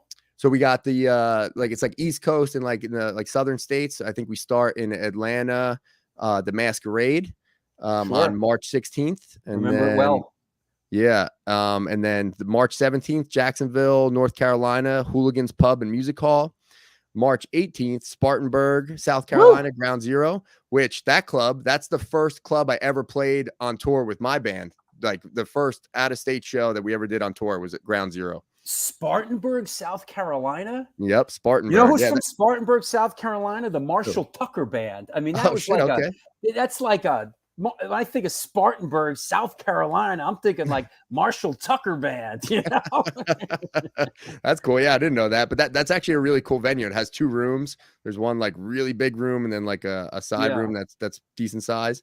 So that's March 18th, and then March 19th I don't have on here. I know we got to be playing somewhere, but on this list, in March 20th, Memphis we end, and that's what we got going on for March. Is that what? Hey, little Roy, what's up, bro? What's up, Roy from Downset? Nice. What's favorite up, guys? Hey, Roy, Zum's coming on the show in a minute, talking about a real staunch Friette guy. There's little Roy from Downset. Madball does those. Madball does those sort of how do you say it? Hit and runs. They come in, you guys do Thursday, Friday, Saturday, Sunday, right? You guys do that a lot. Which was a large contributing factor into why I could join the band. Right. Being that I manage the tattoo shop, Tradewinds in Toms River, New Jersey. So, when I found out that they operate that way, that was like, oh, well, maybe then we could work something out, because when Jotham asked me about it, I automatically assumed, being who they are, and I know what level they're at. I was like, oh, they probably go on tour for months. I can't do that. Big clips. Yeah. But they have families, wives, kids, whatnot. So when I found out that they operate like that, I was like, oh shit, that's a game changer. And then when I talked about it with my boss, I assumed that, he was going to be like, oh, I'm happy for you. That's cool. You're going to do the band, but it's either one or the other. And he just kind of shrugged and was like, no, that's cool. You can do both. I was like, fuck, man. I was like, that's fucking amazing. And then with the world the way it is, nobody's gearing up to go out for a big clip for a while still, Yeah. So there's that bit. Let's bring our friend. Let me clear the deck a little bit here. And let's bring on a friend of ours who's been on the show many times. He's one of my oldest friends in the world and dearest friends. He is involved with Frusciante amplification. He created the Sanzam bass driver. And he's involved with Sound City, played bass in Antidote for many years, Mr. Neil Zum Ostberg. Bro. What's up? Hey, guys. How you doing, buddy? You got audio? Yeah. Hey, let me start with this. Mike, let me ask you something. We're talking about these big festivals and stuff. Mm-hmm. And when you're going out to play a fest, you don't bring your head with you, right? Are you just plugging into I need this sort of standard Marshall thing and plug into it and hope for the best? Or do you travel with a head? Depends. In the States, if it's somewhere where we're driving, I at least bring my head, pedal board, guitars. And then if it's anything we fly, whether it's the States or obviously overseas, I borrow the Driftwood amps from the Born from Pain guys. So I use those, which are fucking amazing. And then in the States, I'll either borrow a 5150 from either another band or we'll rent gear. So it's kind of it's different almost every time, I mean, it must be stressful sometimes because you don't know what you're getting. Yeah, I mean it's always quality stuff. Like it's never been like a scenario where I roll up and it's like some kind of like crate or like fucking no name thing. It's never like that. So that's always a huge plus and relief. But yeah, it's, and even if it's stuff like that, I know like 5150s or whatever, like even the new ones, like all those heads are always so different from one to the next. Like right. So it takes a minute to get it going. But I have a pretty straightforward way of setting up my shit. Like I keep it as simple as possible. So, once I plug in and get my volume right, it's a couple of quick tweaks on the EQ and then I'm good.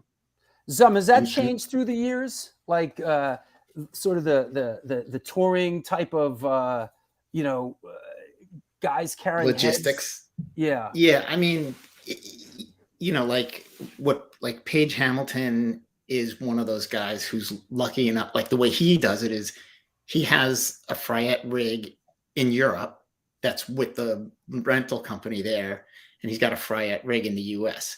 So for him, he's got to play through it. That's his sound. He plays through the ultra lead, half stack, and two half stacks. So for him, he has that ability to do that. But for a lot of people, they don't, and that's why, like we even just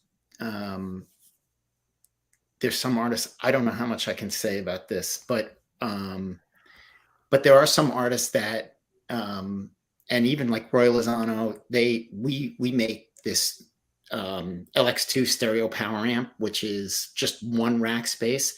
So people have been, now that we make things that are smaller, more portable, not just heads, we make gear that people can bring on tour.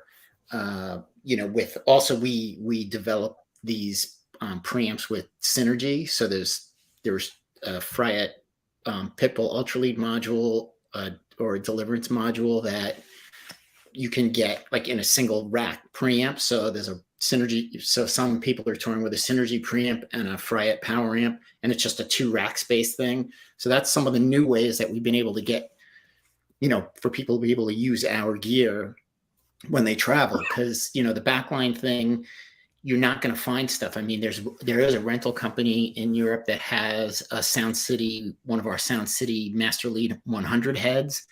And that's just because we provided it for them. So, some bigger companies set up stuff where they have gear like that artists can use, but, we don't have it everywhere. But we do, we try to do some of that.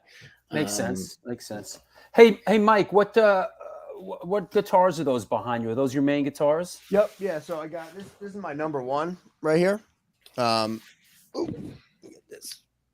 This is an LTD MH1000 with the Evertune bridge on it.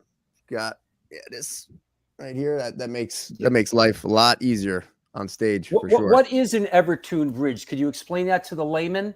It's basically just a system on your guitar that once it's set in place, your guitar does not go out of tune. It's unbelievable. It works amazingly well. I heard about it for years and I doubted it all over the place until I tried it. And I promise you, this thing works fucking amazing. Like I don't tune on stage in between songs. Like those days are over. Why did it take them so many years to figure that out? I know.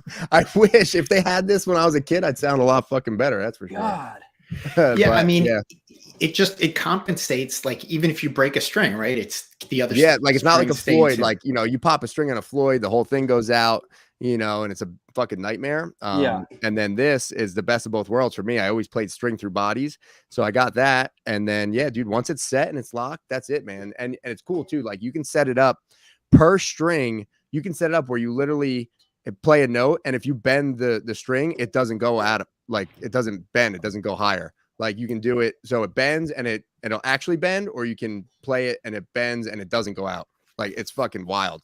Wow. So what I do is I lock the E, A, and D strings. So even if I just pull on them a little bit, we're playing live and moving around. If I just pull on it a little bit, it's still perfect. And then the G, B, and E strings, I have it set up where I can do bends and vibrato and stuff. What's the other guitar? So this is my latest one. This is a EC 1000 LTD with the Evertune. Got that. Basically like, like a Les Paul type shape. But yeah, same company, same Evertune bridge and everything, just different style body, different scale, everything. But yeah, these are my two that I bring out on the road. You know, I switch. You bring two with you on any given excursion. You take those two with you. Again, if we're driving and I can bring like my stuff, I'll bring two. And then if we fly, I tend to bring just one. But then overseas, I have two guitars like that stay there. I have another exact one of these, exact same guitar. I have that, and then I have my backup over there is a Fender Telecaster, the Jim Root signature one, the dude from Slipknot. So I have those waiting for me. But usually if we fly, I tend to only bring one. Hey Zum, what is that behind you? Is that the new power amp? What is that? Power station? This is the desktop recording amp, the Valvulator GPDI. Nice. So the new version of this is going to be coming out soon, but I wanted to show you this rig that I have here, which is like the new stuff. So hello. This is like a home studio setup. So it's a Deliverance 2 head, and instead of running it into a cabinet, it's going into this new Powerload IR. And so that's a load box that has an analog cab sim and a digital cab sim. It's got 8 cab sims. And so basically the XLR, I'm using this duet interface. So basically I can run that rig. That amp right now is set with the master at like almost 3/4 of the way up. So if I was plugged into a cabinet, like people would be calling the cops, but it's completely silent. So I can direct record or practice in headphones with the amp completely full right hand sweep, completely dimed. And so the Powerload IR, it's just starting to ship. It's starting to ship probably this week. And our first run of it was sold out, but here, I'll show you. What's so cool about it is, so it's just like a little portable box, and it has Fryette 412s, 212s, Sound City 412, 212, the ether cabinet, all loaded in there. Really simple. So it's simple on the tech side. We've made it really simple, and because there's outputs on the back that you can send, XLRs to the front of the house. If you're playing live, you can put it between the head and the cabinet and just send a direct signal out.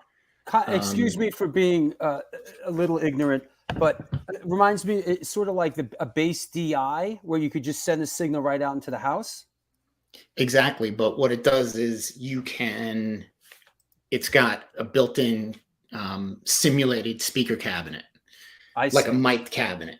And for guitar playing, it sounds amazing. And it has an analog cab sim as well. So there's 2 different cab sims that you can run into 2 different channels.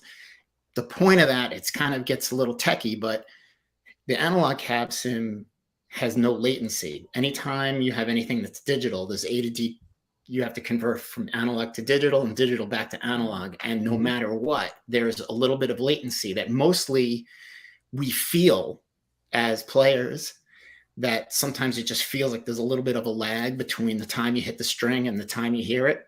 And when you blend it with the analog cab sim, it eliminates the latency. So wow. It's just a really cool box. And they're like we're shipping to Musician's Friend, Vintage King Audio, American Musical Supply, Zounds, all these guys are going to have them. And so, and they also have the Deliverance 2 head, which is, really sick. That's what I'm going to use. The question is, my question to you, Zum, is, we have a show coming up. We're doing a High and the Mighty show. First one in many years. Me, you, Tristan, DeGraves, and REA. Is that the cabinet that we got to come drag out of your house when we play this show? When is this? April 3rd at the Bowery Electric. We're playing Rampage Fest 3 with Fahrenheit 451, Rebelmatic, Maafa, Ape, Scum City, Fright and Bride Riot. Yeah. Yeah, Cool. I'm going to use the Deliverance head for sure. You know, for most of the like antidote stuff, for guitar, we used to use the Pitbull 50, which, you know, is like the amp that Mike, you know, similar to the amp that Mike used to have. For this, you know, the Pitbulls most of them have a graphic EQ, and I'm going to use the Deliverance, which is just like one channel, and you know, it's got the power amp section is two KT88s. You know, it's like Here's really an interesting amazing. question from Eric Van Butts. Will tube amps make a return? I back tube amps fucking 100%. I've never fucked with a profiling amp like Kemper or like the Axe Effects. I never even touched one of those. Not that I say I wouldn't, but yeah, I play nothing but tube live. Zum? Yeah, and you know, those are good tools, but they don't translate in a mix, to my experience. Like, I mean, when you hear what a modeling, you know, digital modeling amp sounds like in the context of a mix with a band, you know, in an arena, in a big venue, through a PA, whatever, there's just something that it's hard to put your finger on. But you know, but you know, like what we've figured out is ways to utilize both kind of technologies, like in this amp. You know, we're not, you know, we're actually sweeping our cabinets in a, you know, like a digital profile of the cabinets, but we're also adding the analog thing so that you have both. And you know, the tube amp thing, you know, there's also, you know, there's something about lifting big stuff. Like I still have the SVTs. You know, there's a ritual about it. There's nothing like it. Like, yeah, you can say, you know, people can say, well, you know, there's bass amps that are this big these days that are 1,000 watts. And if you're not looking where you're going, you know, you walk on stage and you'll pull the thing right off the top of the cabinet if you're not watching it. And, you know, a lot of people like that stuff, but I still think like part of the ritual and the power and the glory is the real deal, you know, the tubes. I agree. I you know, something about having a screen on my amp, it's just a little off-putting. Again, not to say that those things aren't great. I'm sure they are, but like I just like having a real amp, you know, with fucking, you know, tangible knobs that I can touch and fucking tweak and, you know, see the tubes light up and everything. To me, that's where it's at. Cool. Hey, Neil, can I ask you something? How does Sure. the Deliverance 2 differ from the original Deliverance head? Cool. Yeah. So the original Deliverance was designed as, you know, a one-channel amp that's kind of, you know, that's the Steve Fryatt malcontent's way of saying, okay, a lot of people said our amps have, you know, the Ultra Lead was the first head that had 3 channels plus graphic EQ, switchable, and all this stuff. And it was his way of saying, you know what, we're going to show you, we're going to turn it upside down, and we're going to give you a one-channel amp, and your job as a player is to just work it by your feel, your pick attack, pickup selection, volume control, and you can get just as much versatility out of the amp if you work that stuff and not worry about, you know, clicking foot switches and stuff. And then for the Deliverance 2 that we just came out with now, there are basically 2 added functions. So the DNA of the amp is the same. It still has, you know, big KT88 power tubes, 2 in the 60 and 4 in the 120. And, you know, the transformer is the output transformer is massive. But on the Deliverance 2, you can foot switch 2 functions. You can foot switch the more or less gain switch, and it gives you another master volume tied to it. So it's like a solo master. So you can just do a solo boost with it without having to use, you know, pedals to do that. And then there's an effects loop in it, which is also foot switchable. So an ideal thing is you're playing rhythm, And when you go to a solo, you can add delay and, a gain boost or just a volume boost. So like to explain it like so Stephen Brodsky, who just did that last tour with Quicksand, they were on the road for a month, like in December, and they're going to do a show in March. So he used the Deliverance 120 Series 2, and he used the foot switch just for a solo boost, just more master volume. So it was just 2 settings of the master volume, and he loved it because that band, he really wanted the gain to be tube amp gain, not coming from a pedal or a boost pedal. Nice. That's awesome, man. Yeah, I've been dying to check that out. And also those Synergy preamps. I see a lot of guys using those. Now, correct me if I'm wrong. I think I've seen online, like there's like, I don't know if it's one in one preamp itself, but it looked like, I thought it was like a Frusciante, a Bogner, and a Soldano in one, or are those 3 separate modules? There's a host unit that's called the Syn 2, which is a single rack space, and it has 2 slots. So you can put whatever 2 modules you want in there. Gotcha. So we did, the first one we came out with was an ultra lead module where we actually fit a graphic EQ into that tiny little module. And then we came out with a Deliverance 2 module, but there's also a Soldano, there's also a Bogner, and you can there's tons of videos online, so people can go on and figure out which one they think is the right one for them. But it's they work really well, they're really reliable. Steve Vai has a signature, he's the only person that has a signature module. Everything is company based, not artist based. And he came to us for power amps, so he's using the Frusciante 292 stereo power amp. So that's a 2 rack space. That's the 2 rack space power amp with 2 KT88s per channel. It's like 2 times 90 watts. So I mean, we make this thing. It's like it's more than you can ever use. I mean, actually, Robert DeLeo from Stone Temple Pilots is using only 1 channel of the 292 power amp for bass for running an SVT cabinet. So it's a lot of firepower that we make now in a small box. Absolutely. And that's why we came up with the LX2 power amp. The LX2 power amp is just one rack space, and it's got 4 6L6s sticking out the back, like mounted this way. It's Zumbro, and it's great. That's great, Zumbro, man. I love you. Zumbro, I love you. Zumbro, I love you. And you know what? It's been a while since you came on, and people were like, "When's Zum coming out? Can we talk some gear?" So this segment goes out to the Matthew Melnicks and to the little Roys out there, and all the other, and the Larry Kellys who've been saying, "When are we going to be able to talk gear on the show?" Anybody out there that wants to see Zum play, we're doing a High and the Mighty reunion. Nice. High and the Mighty show on a Sunday, April 3rd at Rampage Fest. It's a free show on the Bowery, all ages.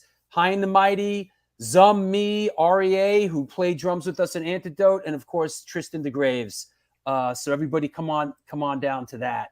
So thanks, Zum, and listen, right. of course I'll hook you guys up after the show. That'd be awesome.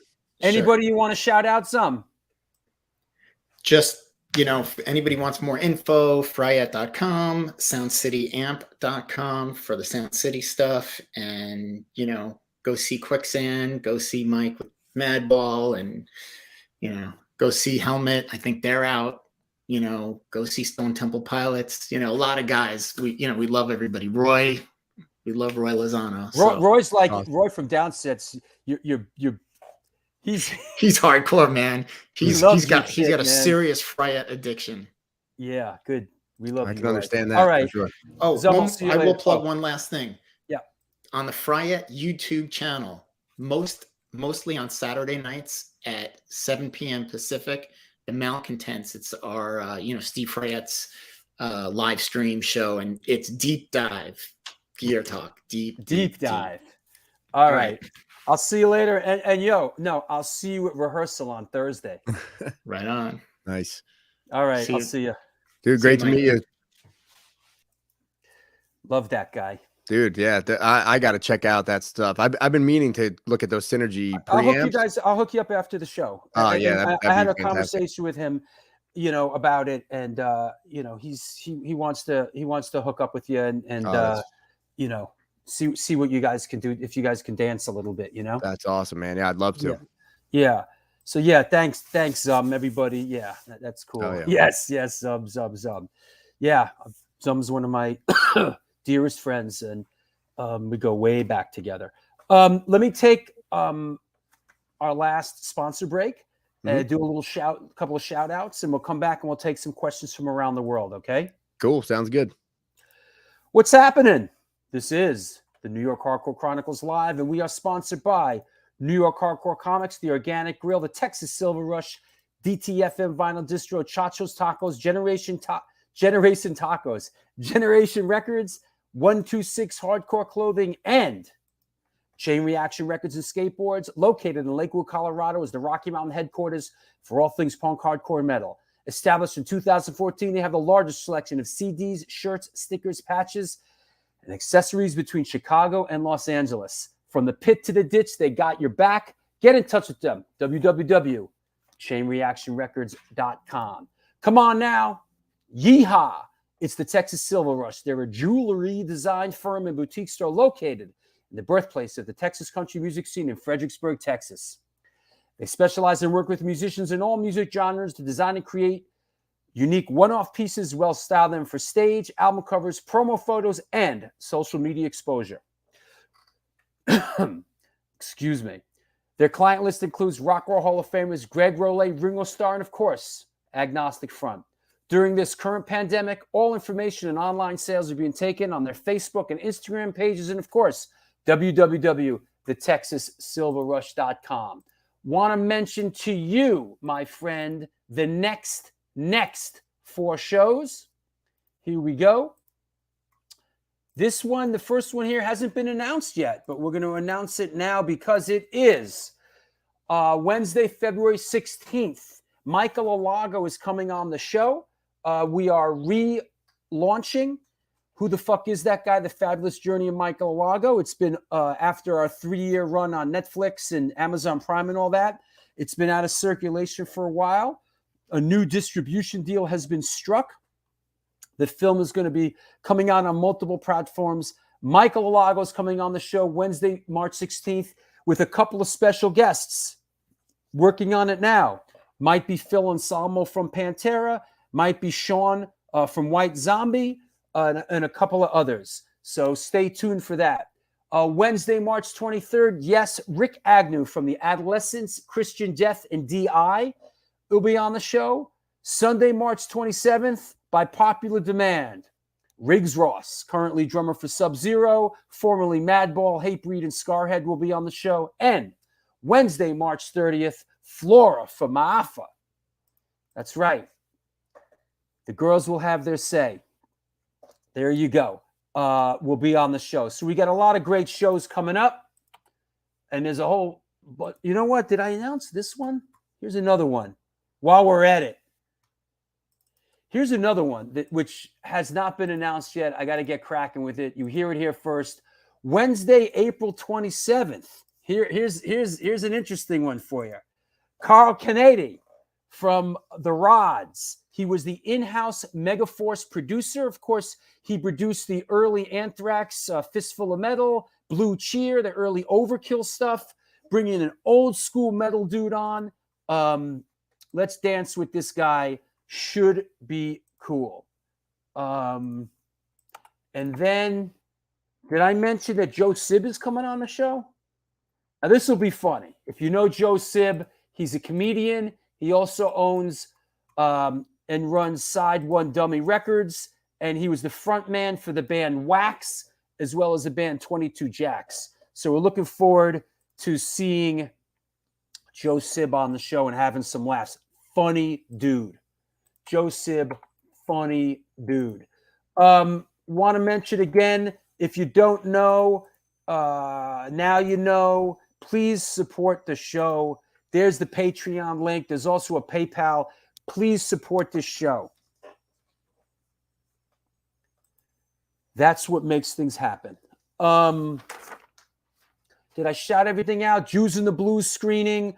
If you're down in Florida, reach out. Love to see you at the screening. High and Mighty, April 3rd. Zum's playing with us, of course. The Brockton show's not happening this Saturday. It's next month. Thank you to all the Facebook pages that support me. There is a merch line underneath. By the way, this is a new shirt that's in that merch line. It's the New York Hardcore Chronicles. It's the cover of the original pressing of the book. That's available. You see the merch line underneath there. If somebody wants one of these cool shirts, buy it. It'll only take a couple weeks coming from China. Instagram. If you have one of these communication devices, please follow me on Instagram so you get updates for the show. Instagram at Stone Films NYC. I think that covers everything. Let's do questions from around the world. Is that right? Damn, man, I'm sorry. Yo, do you guys know that last week was Scott Gajewski's 44th birthday? I'm sorry I cooked it, Scott. But let's all wish Scott a happy birthday. Thank you for your support, bro. Really appreciate it. The next show in Brockton is next month. No, the next show we're doing here. I'm not sure what show you're talking about, Chris. We're doing a show a week from today, the Gallery East Reunion show. The next show at the Bowery Electric is this show. I think it's a month from today, right? Hold on, let me find it. Is the 24/7 Spies show? Is this show? I think this is 4 weeks from today. Is the next matinee show at the Bowery? It's 24/7 Spies, Ache, Neighborhood Shiznit, Serial Poets, and Iconicide. That's the next one. Yo, Kevin Haggerty, it is Shout Out Sunday. Positive vibes. Yes, Aya, for Kevin Haggerty's mom. Positive vibes. Here. I'm going to drink my ginger tea and positive vibes for Kevin's mom. Love you too, Scott, and thanks for support. How about some questions for our guests? Let's go. With Mike Gurnari. Post them. Let's go. Let me clear the deck. Show off my new shirt. Hey, it's available. It's available on the site underneath there. Go buy one. They are cool. It's a good way to support the show. It's the cover of the book, the first cover of the book. That's what it is. You know, listen, don't expect miracles from this merchandise, by the way. It comes from China. You know, it is what it is. All right. You want miracles, go elsewhere. All right, here we go. Let's bring Mike back on. Hey, buddy. Hey. Here we go. Let's start with Johnny Rock. Hey, Mike, favorite Madball song to play? That's a tough one. Because I truly do love all of them. I would say right off the top of my head, either Heaven and Hell or Hold It Down. Or Can't Stop, Won't Stop. Yeah. One of those three. Won't stop. Yeah, one of those three. Yeah. Who comes up with the Madball set lists? Freddie and Hoya. Yeah. Yeah. And the legion of mics just go just along tell me with where it. to be and I'll be there playing my Yeah. guitar. That's it. Tell us about the other Mike. Do you like The fucking man, dude? He's easily one of the best drummers in metal and hardcore, hands down. Like, I don't know if you're familiar with any of the stuff he did with Unearth, but you know, and he's been in tons of other bands. Were you familiar with his work before he was in Madball? Yeah, so we had played a show with his other band before Unearth. He was in a band called the Red Chord, which is pretty fucking wild, you know, especially in the drumming department. Strength Numbers played with them, and I remember being taken back by that. And then I remember hearing that the Unearth had got the guy from Red Chord. I was like, oh, fucking great. And then that first Unearth record with him on it, you know, that's what they really they catapulted, you know, fucking pretty big in with that album. And then so the two albums that he's on with Unearth are fucking phenomenal drumming. And so I was familiar before. I didn't even realize that was him when I got to that first show. in Phoenix for the Right. Suicidal tour. I was like, oh shit, that's how I know you. You know, I was like, oh, okay, all made sense. He's yes, he is a beast.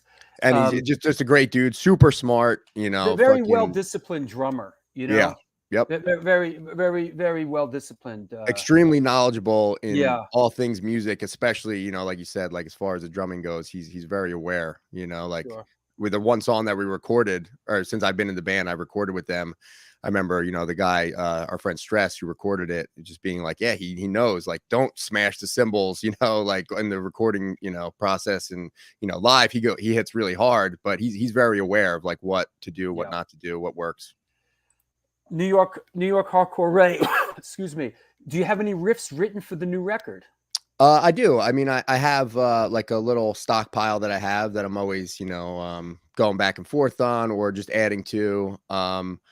You know, Hoyer writes the music for the most part, but you know, the guys basically just said like it's always good to have stuff in your back pocket, you know. Yeah, that makes sense. Yeah. Yeah. They've been doing it a long time, you know, without me. So it's like, yeah, I don't want to mess up the process, but if they need something, I got something, you know. What's this question? Did Mike play with Born From Pain on a tour or record with them ever? No. So I only met them through, like I said, when I did that Wisdom and Chains tour, and then, you know, Rob, the singer for Born From Pain, is our tour manager overseas. So and they let me use their gear, the two guitar players, Dom and I the other guy's name escapes me right now, but they let me use their driftwood amps and cabs over there. But yeah, I never played with them or toured with them, just a couple shows here and there, playing same festivals with Madball. That was it. Right on. Favorite hardcore band? Any bands that really that you love? Vision of Disorder. Oh wow. Yeah, that first fucking with the green droplet on it, you know, I think it's just a self-titled record. Like that is a fucking masterpiece to me. Interesting, because that's a band that doesn't get a lot of mention on this show. You know, we haven't had any of the guys on. I think you might be one of the first that really, you know, and it's interesting because I'm doing a new book of flyer based book, the volume 2. This one is, you know, 1990 to 1999, and there's a lot of VOD stuff, and you know they put in some work in the 90s, man. They were really out there, you know, putting in work, you know. Yeah, that self-titled record and Imprint, those were huge influences on me, especially that first one, man. That blew me away. That's interesting. Yeah. Let's see what else we got here. Any plans for Madball? You're asking. Yeah, I'll tell you what. Hold on. Let me answer this a little bit. You're pretty much asking the wrong guy here.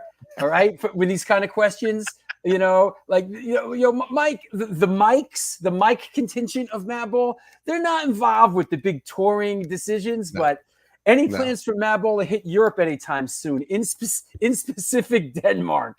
I mean, I know we have dates booked, but you know, I like we were saying, you and I yesterday, like I think this is hopefully the year where shit starts opening up again. You know, this because if not, this will be the 3rd year in a row that nobody's doing anything over there. That fucking sucks.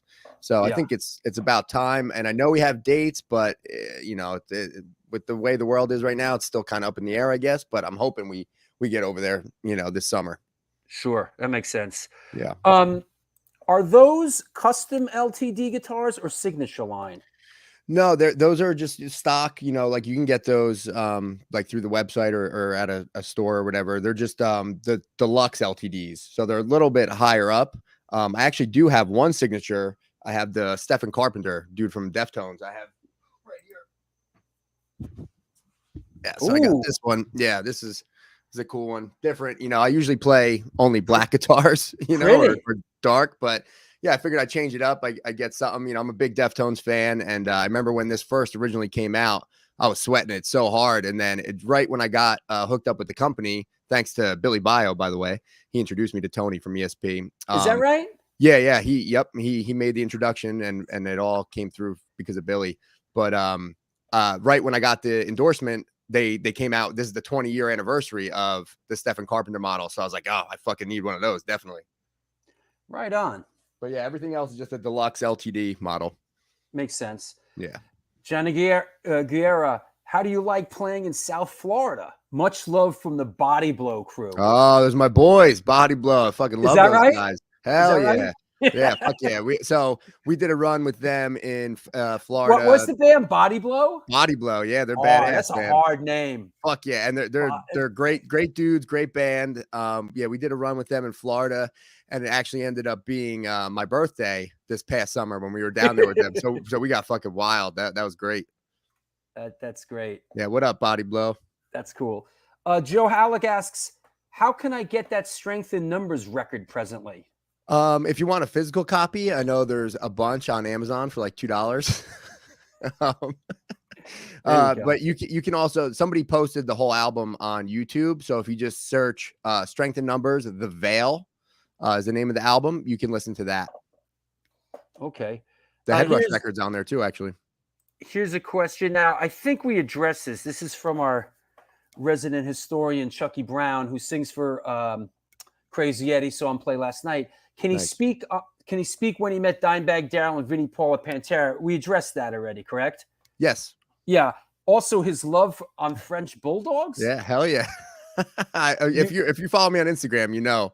Is that right? Know. Yeah. So I've had 3 in my life. I've had an English Bulldog and I've had 3 French Bulldogs. Yeah, my girlfriend actually got me a pair of Vans for Valentine's Day that they're like custom drawn with like I guess like a Sharpie or whatever marker. And one shoe is my one French Bulldog and the other one's the other one. So yeah, I'm pretty obsessed with them as far as that goes.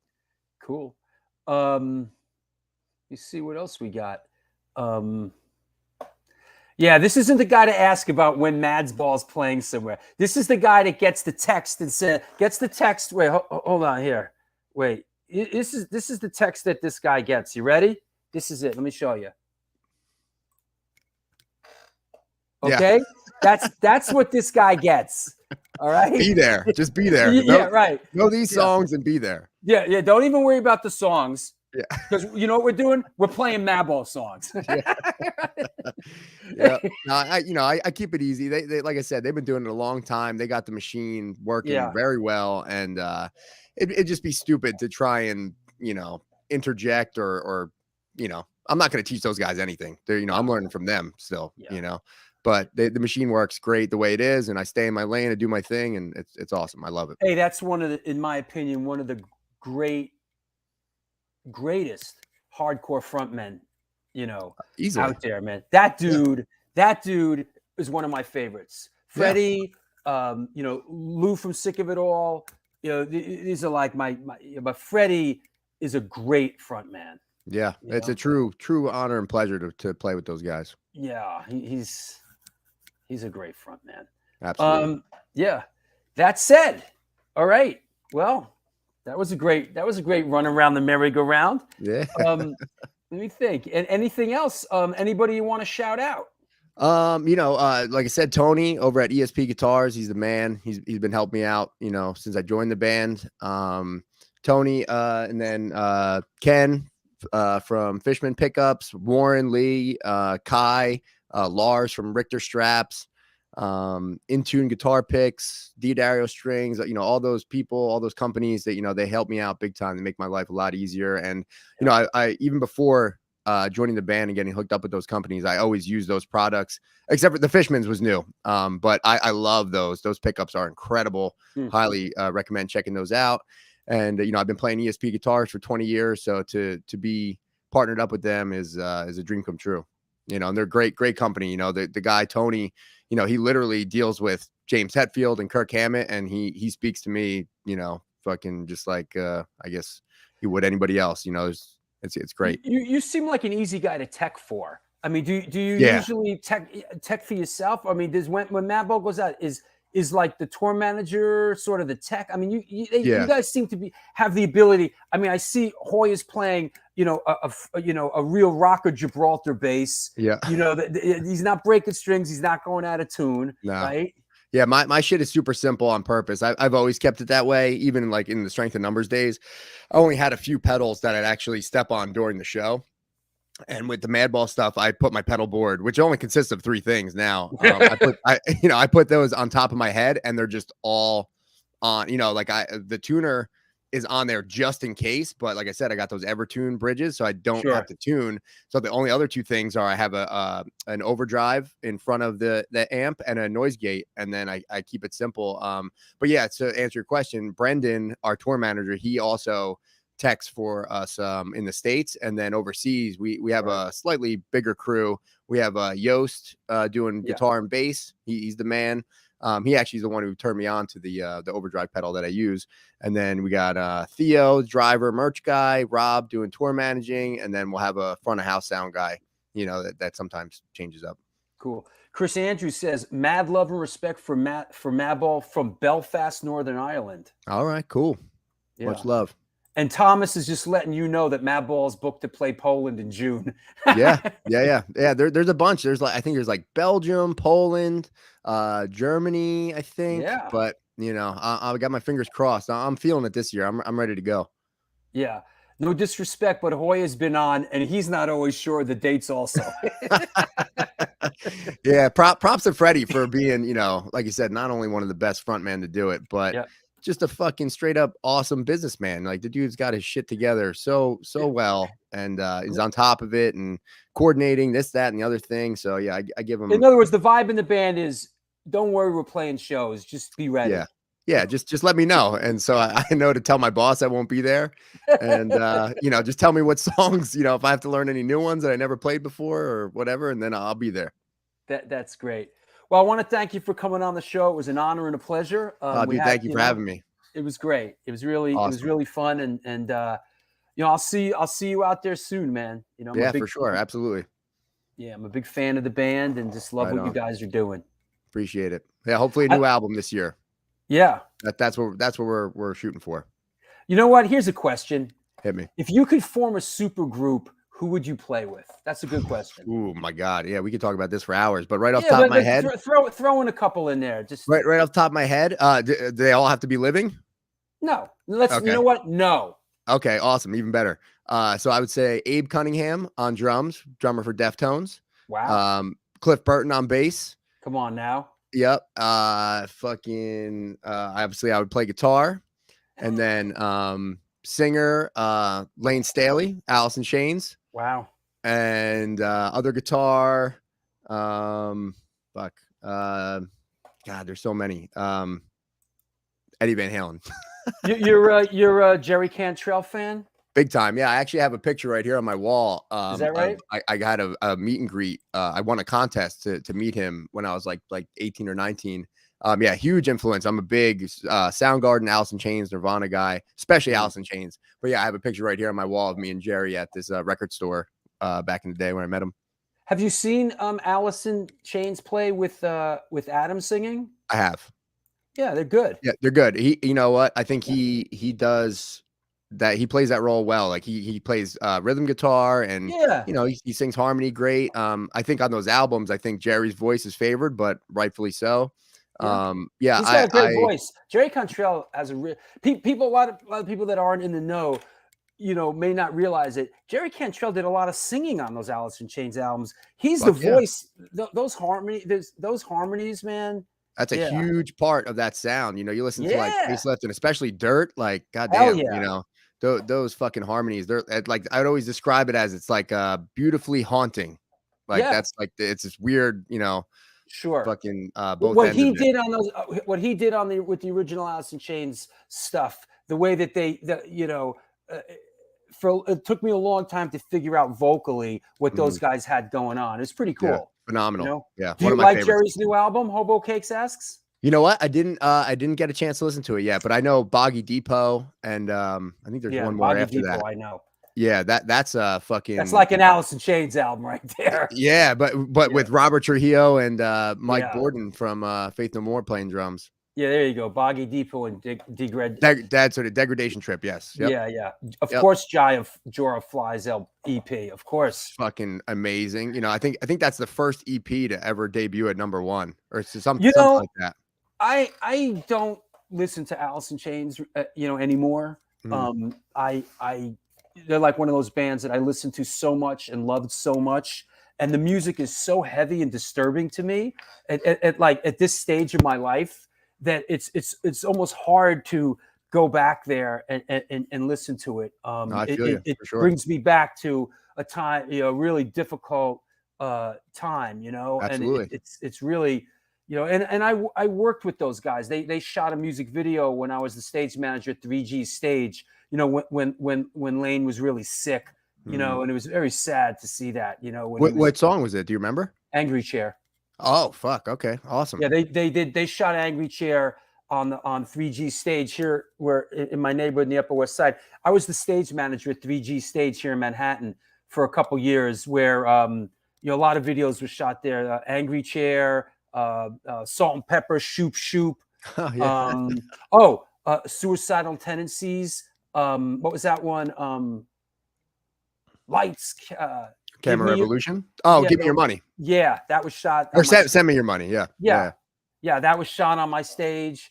And whenever a production company would come in to the stage, of course, I was the stage manager. I dealt with them, and then of course when it was a band that like Suicidal, it was like, whoa, it was like it was really great. But yeah, it was sad when Alice in Chains came through, because they shut the production down midday. They rented our small stage so Lane could go and but he would have a timeout. Yeah, medicate.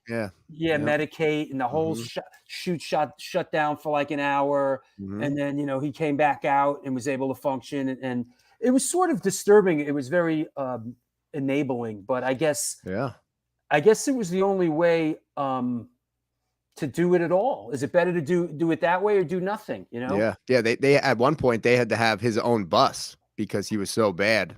This was that era there. Yeah, for sure. Johnny says, I never considered Alice in Chains grunge, just a killer band, period. I would agree. I mean, I'm not big on that word or term or John, whatever you want to call it. Those are just awesome fucking rock bands. Like, to me, that's just what modern rock music sounded like at that time. Like Nirvana gets credited with blowing the doors off that, which yes and no. There was tons of bands doing that in Seattle, and Nirvana is not even from Seattle. A lot of people think they are. They're not. They're from fucking Aberdeen, which is the complete opposite of Seattle. Sure. But either way, I always just refer to that as like the last, to me, like kind of like last true era of rock music that was recorded to tape and like just had that feel to it, before shit got too like polished and digital, so I just always called it the modern like heavy rock stuff at the time. I agree with you 100%. And it was really, in a certain way, the last great rock movement. That's what I mean. Yep, exactly. Of original, sort of originality. Because I think, after that, what came out, really the only thing that came after the grunge thing was like techno, as far as musical movements go. Korn was the next like big rock thing, and then that was kind of it. Shit, went like sideways with all that stuff. Yeah.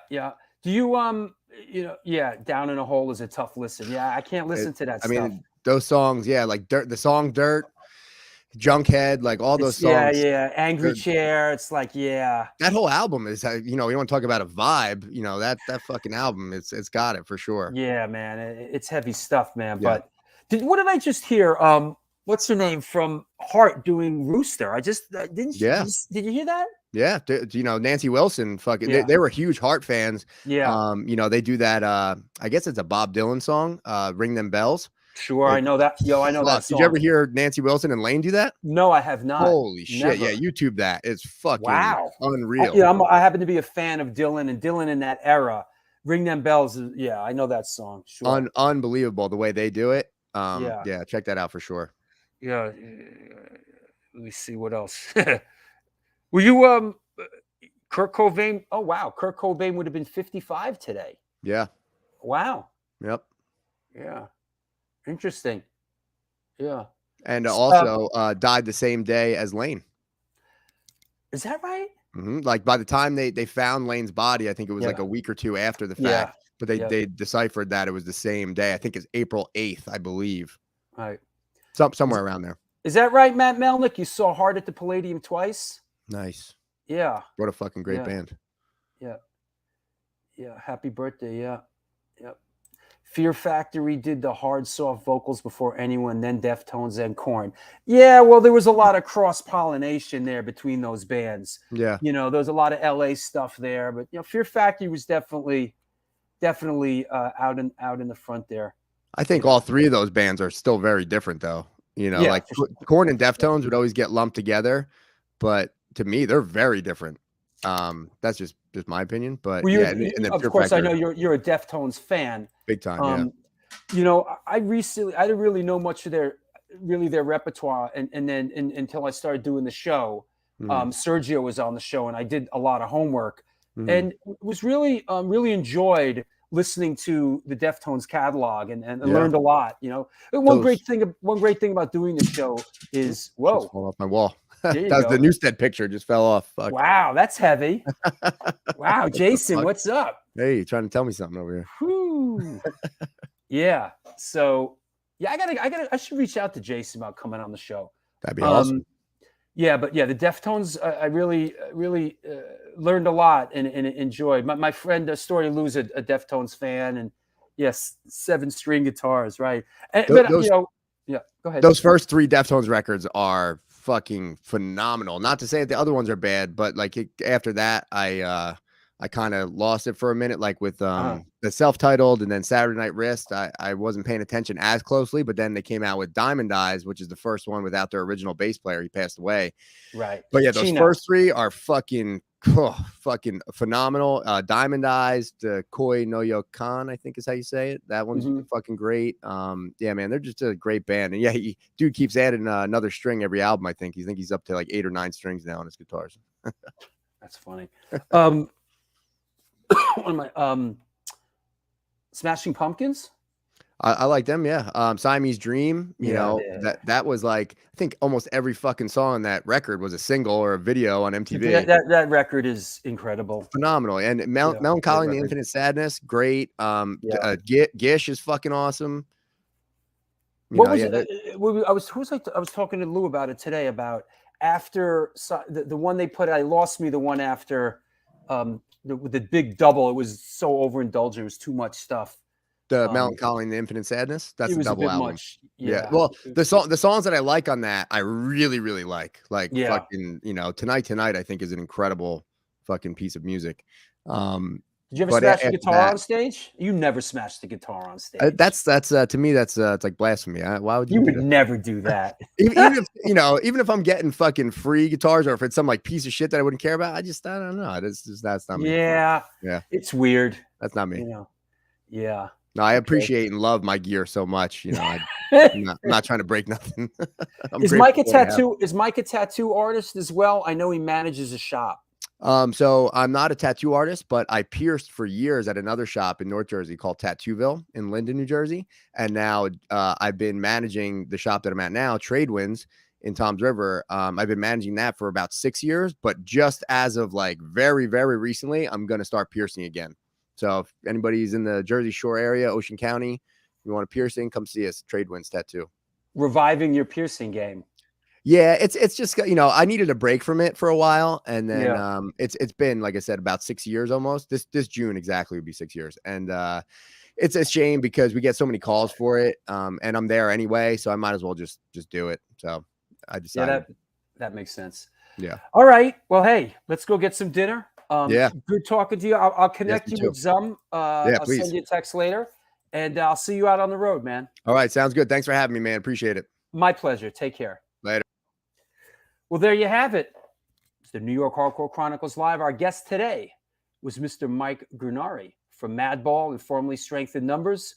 It was nice having him on. Nice talking about some other music, you know, for a change. I like to mix it up a little bit. So thanks for hanging in there. I know the gear talk isn't for everybody, but, you know, for those that it's for, they love it. So there you go. A week from today is the Gallery East reunion show. We're going deep in early. You know, I got such great pictures for this show. I was there, an incredible venue that helped shape my life. So that's a week from today. Yes, Chris, thank you. It's a cool show. Thank you, Fireman 718. Thank you. And thank you, Scott, and everybody else. It was a good show. You all right, Sid? You all right? Yeah, just chilling out. Watching Mike with all the gear talk. Actually, I had a question for him, but I could ask him later though, like gear wise. Yeah, let's not get too crazy now. It's only one question, Drew. Not 20, just one. Yeah. All right. Okay. All right, Sid. We'll talk to you soon. Yes, we will, sir. All right, everybody. Thanks a lot. We'll see you next week. Until then, my good friends, do good things and good things will come to you.